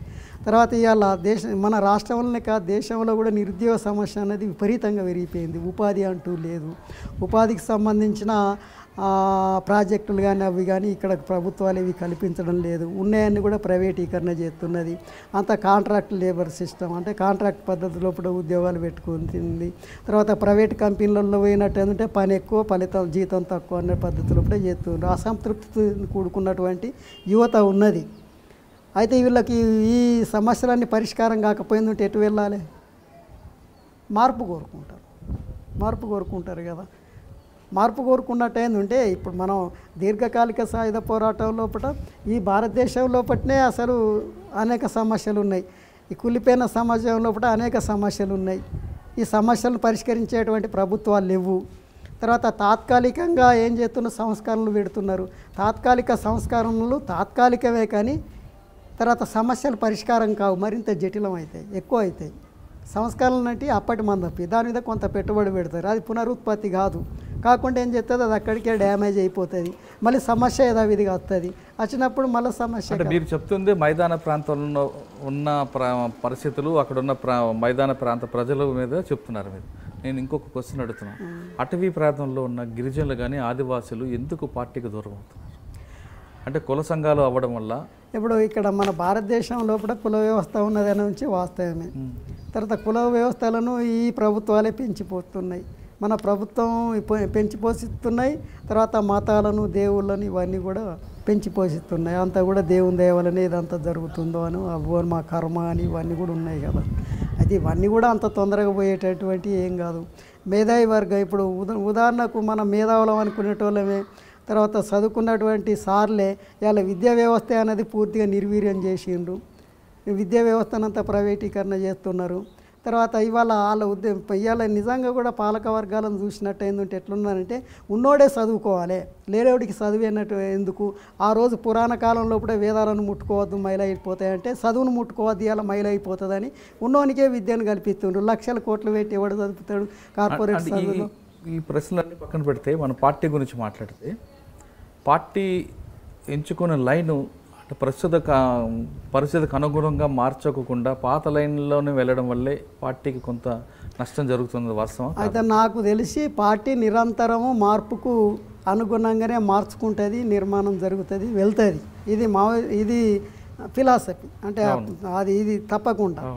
తర్వాత ఏదో పిడిగా మేము అన్నదే కరెక్ట్ అనేటువంటి ఆలోచనతోనైతే మేము ఉన్నంత వరకు అయితే అది ఆ చర్చ అయితే లేదు. నిరంతరం మార్పు జరగాల్సిందే. మార్పుకు అనుగుణంగానే మన నిర్మాణ పద్ధతులు కూడా మార్చుకోవాలనేది అప్పుడు మేము ఉన్నటువంటి పరిస్థితిలో చర్చ జరిగేటువంటిది. ఇప్పుడు ఆ మావోయిస్టు పార్టీకి సంబంధించింది ఏం జరుగుతుంది ఏంది అని బయట ఉండి చూడడమే కానీ తర్వాత మనకు అంతర్గత వ్యవహారాలు బయటకు వచ్చి చాలా సంవత్సరాలు కాబట్టి మీరు మాట్లాడడం కూడా కరెక్ట్ కాదు. పార్టీ అదే మనం ఎట్లా మాట్లాడగలుగుతాం? ఇప్పుడున్న పరిస్థితుల్లో అంటే మీరు ఒకప్పుడు వెళ్ళినప్పుడు ఆ గ్రామీణ ప్రాంత పరిస్థితులు అక్కడ దళారు వ్యవస్థ అవన్నీ చూసిన తర్వాత మీరు అందులోకి అడుగు పెట్టారు, వెళ్ళారు. పార్టీ నిర్మాణంలో భాగంగా అక్కడ ఉన్న ప్రజలకి అవగాహన కల్పించడం, ప్రజల మేలు కొరకు మీ పాత్ర వరకు నిర్వహించారు. ఇప్పుడున్న యువత అటువంటి పరిస్థితులకు అనుగుణంగా అటువైపు వెళ్ళమంటారా, లేదు ప్రజాస్వామ్యబద్ధంగా పోరాటం చేసి వాళ్ళు అనుకుని సాధించాలంటారు? రెండు, ప్రజాస్వామ్యబద్ధంగా మనకున్నటువంటి హక్కుల గురించి కూడా అడగాలి, డిమాండ్ చేయాలి. అది సాధ్యం కాదనుకున్నట్టు ఏంటంటే ఏం చేయాలన్నది యువత ఆలోచించాలి. ఇక్కడ ప్రజాస్వామ్యం ఇప్పుడు మనం ప్రజాస్వామ్య దేశం అంటున్నారు. వాస్తవానికి ఇక్కడ ప్రజాస్వామ్యం లేదు. ప్రజాస్వామ్య వ్యవస్థలే కుప్పకూలిపోయినాయి. అసలు ఈ చట్టాలనే పాలకులు ఆబాస్ పాలు చేసి ఇది పద్ధతి కాదని అడిగినోని మీద కేసులు పెడతాను. ఇక మరి ఇక్కడ ప్రజాస్వామ్యం ఉందని ఎట్లా చెప్పడం? అయితే అయినా కూడా ఇక్కడ యువత ఇప్పుడు ఇలా ఇంతో అంత చదువుకున్న యువత అసంతృప్తితో ఉన్నటువంటి వాళ్ళు ఉన్నారు. అడుగుతుండ్రు, అడగండి, డిమాండ్ చేయండి. హక్కుల గురించి సాధించుకునే కొరకు పోరాటం చేసే వాళ్ళకు కూడా మద్దతు ఇవ్వండి. ఇవన్నీ చేయండి. మరి ఆ యువత తెచ్చినటువంటి తెలంగాణలో ఇప్పుడు ఏమన్నా మార్పు జరిగి మాకు ఏమన్నా ఫలితాలు అంటే ఉపాధి, తర్వాత విద్యా వ్యవస్థ, తర్వాత ఈ వైద్య వ్యవస్థ, ప్రధానంగా అవే సమస్యలు. ఇప్పుడు రైతులు ఆత్మహత్య చేసుకుంటుందంటే నా దృష్టిలో ఏంటంటే ప్రధానమైనటువంటి రెండు. ఒకటి విద్య, కేజీ టు పీజీ ఉచిత విద్య, ఇంగ్లీషులో నాణ్యమైన విద్య చెప్పిస్తా ఉంది. అది చెప్పించింది ఉంటే మాకేమి ఇవ్వవలసిన అవసరమే లేదు. తర్వాత వైద్యం ఉచితంగా ఇప్పుడు కాదు, ఏదన్నా చిన్న కార్పొరేట్ హాస్పిటల్లోకి పోయినట్టు ఏదంటే వేలకు వేలు పట్టుకొని వెళ్ళాలి. ఉదాహరణకు నేను పెద్దపల్లిని చదువుకునేటప్పుడు నేను ఆ 70లో చదువుకున్నా. కార్పొరేట్ హాస్పిటల్కి వెళ్ళకుండా ప్రభుత్వ హాస్పిటల్ ఉన్నాయి కదా. ప్రభుత్వ హాస్పిటల్లో అప్పుడు మందు ఉంటే గోలు ఉండదు, గోలి సూది ఉంటే వేస్టోడు ఉండడు. ఇక మరి అది కనబడుతుంది కదా. వాళ్ళనేమంటాం, వాళ్ళు కూడా బయట పోయి ప్రాక్టీస్ చేసుకుంటుండ్రు. ఇక్కడ నడిపిస్తాను, అక్కడ ప్రాక్టీస్ చేసుకుంటే కళ్ళ ముందు కనబడుతున్నటువంటిదే కదా. దీన్ని మనం ఏమంటాం, వ్యవస్థ అనే దాని గురించి సరే ఇప్పుడు ఇప్పుడు దాన్ని ఏమని చెప్పడం ఏంటిదో అర్థం కాదు. కానీ వ్యవస్థ అయితే సరైన పద్ధతిలో లేదనే దాని నుంచి అందరికీ కనబడుతుంది. ఈ అసంతృప్తితోని మరి యువత ఎందుకుంటుంది? ఒకటి ఏందనంటే ఇవాళ ప్రజల తరపున వాయిస్ వినిపించే వాళ్ళే లేరు అంటున్నాను. అది ఏ పార్టీలన్నా కానీ ప్రజల తరపున ఓ రోజు వాయిస్ వినిపించినటువంటి పార్టీలు అన్నట్టు కనుమరుగైపోయినాయి. ఇక ప్రజలు బాధపడుతున్నారు. ప్రజల తరపున వినిపించేటువంటిది ఎవరన్నా ఒక్కరు ఉన్నారా అంటే ఎవరు లేరు. ఎవరి స్వార్థం ఆడది. విద్య వైద్య ప్రభుత్వం ఉచితంగా ఇస్తే ప్రజల్లో సామాజికంగా న్యాయం జరుగుతుందంటున్నారు ఆవుల రాజమౌళి అలియాస్ బాపన్ గారు. యువతలోని అసంతృప్తిని ప్రజాస్వామ్యబద్ధంగా పోరాటం చేసి సాధించండి. మీ హక్కులని అడిగే బాధ్యత, మీ హక్కులను సంపాదించుకునే వరకు మీరు పోరాటం చేయండి అంటున్నారు బాపన్న గారు. ఇందులో గతంలో ఉన్న వ్యవస్థ పూర్తిగా కనుమరుగైంది. కానీ ఈరోజు ప్రభుత్వం గ్రామాలకు కానీ లేదా అటవీ ప్రాంతాలకు కానీ లేదా గిరిజనులకు కానీ ఆదివాసీలకి ఈరోజు వరకు ప్రభుత్వ పథకాల కింద వరకు వెళ్తున్నాయంటే దానికి ప్రధాన కారణం పార్టీ. గతంలో పార్టీ ఉంది కాబట్టి ఆ భయంతోనో లేదా మరొక కారణంతోనో ఈరోజు ప్రభుత్వాల కింద వరకు దిగొచ్చాయి. గతంలో పార్టీ చేసిన అభివృద్ధి కార్యక్రమాలు ఈ విధంగా పరోక్షంగా గిరిజనులకి, ఆదివాసీలకి, గ్రామీణ ప్రాంతం ఉన్న ప్రజలకి, అంతేకాకుండా బడుగు బలహీన వర్గాలకి ఆ ఫలితాలు అందుతున్నాయంటే ప్రధాన కారణం పార్టీ పనిచేసిన నేపథ్యం. ఇది ఈ వారం బాబన్న అలియాస్ ఆవుల రాజమౌళి గారితో ఇంటర్వ్యూ. అయితే ఇందులో ప్రధానంగా ఎవరిని కించపరచాలని కానీ, లేదు పార్టీలోకి వెళ్ళొద్దని కానీ, లేదు పార్టీ బయట ఉండాలని కానీ అనే ఉద్దేశం ఈ కార్యక్రమానికి ఎలాంటి ఉద్దేశం లేదు. వచ్చే వారం మరొక మళ్ళీ కలుద్దాం. అంతవరకు నమస్కారం. నమస్తే.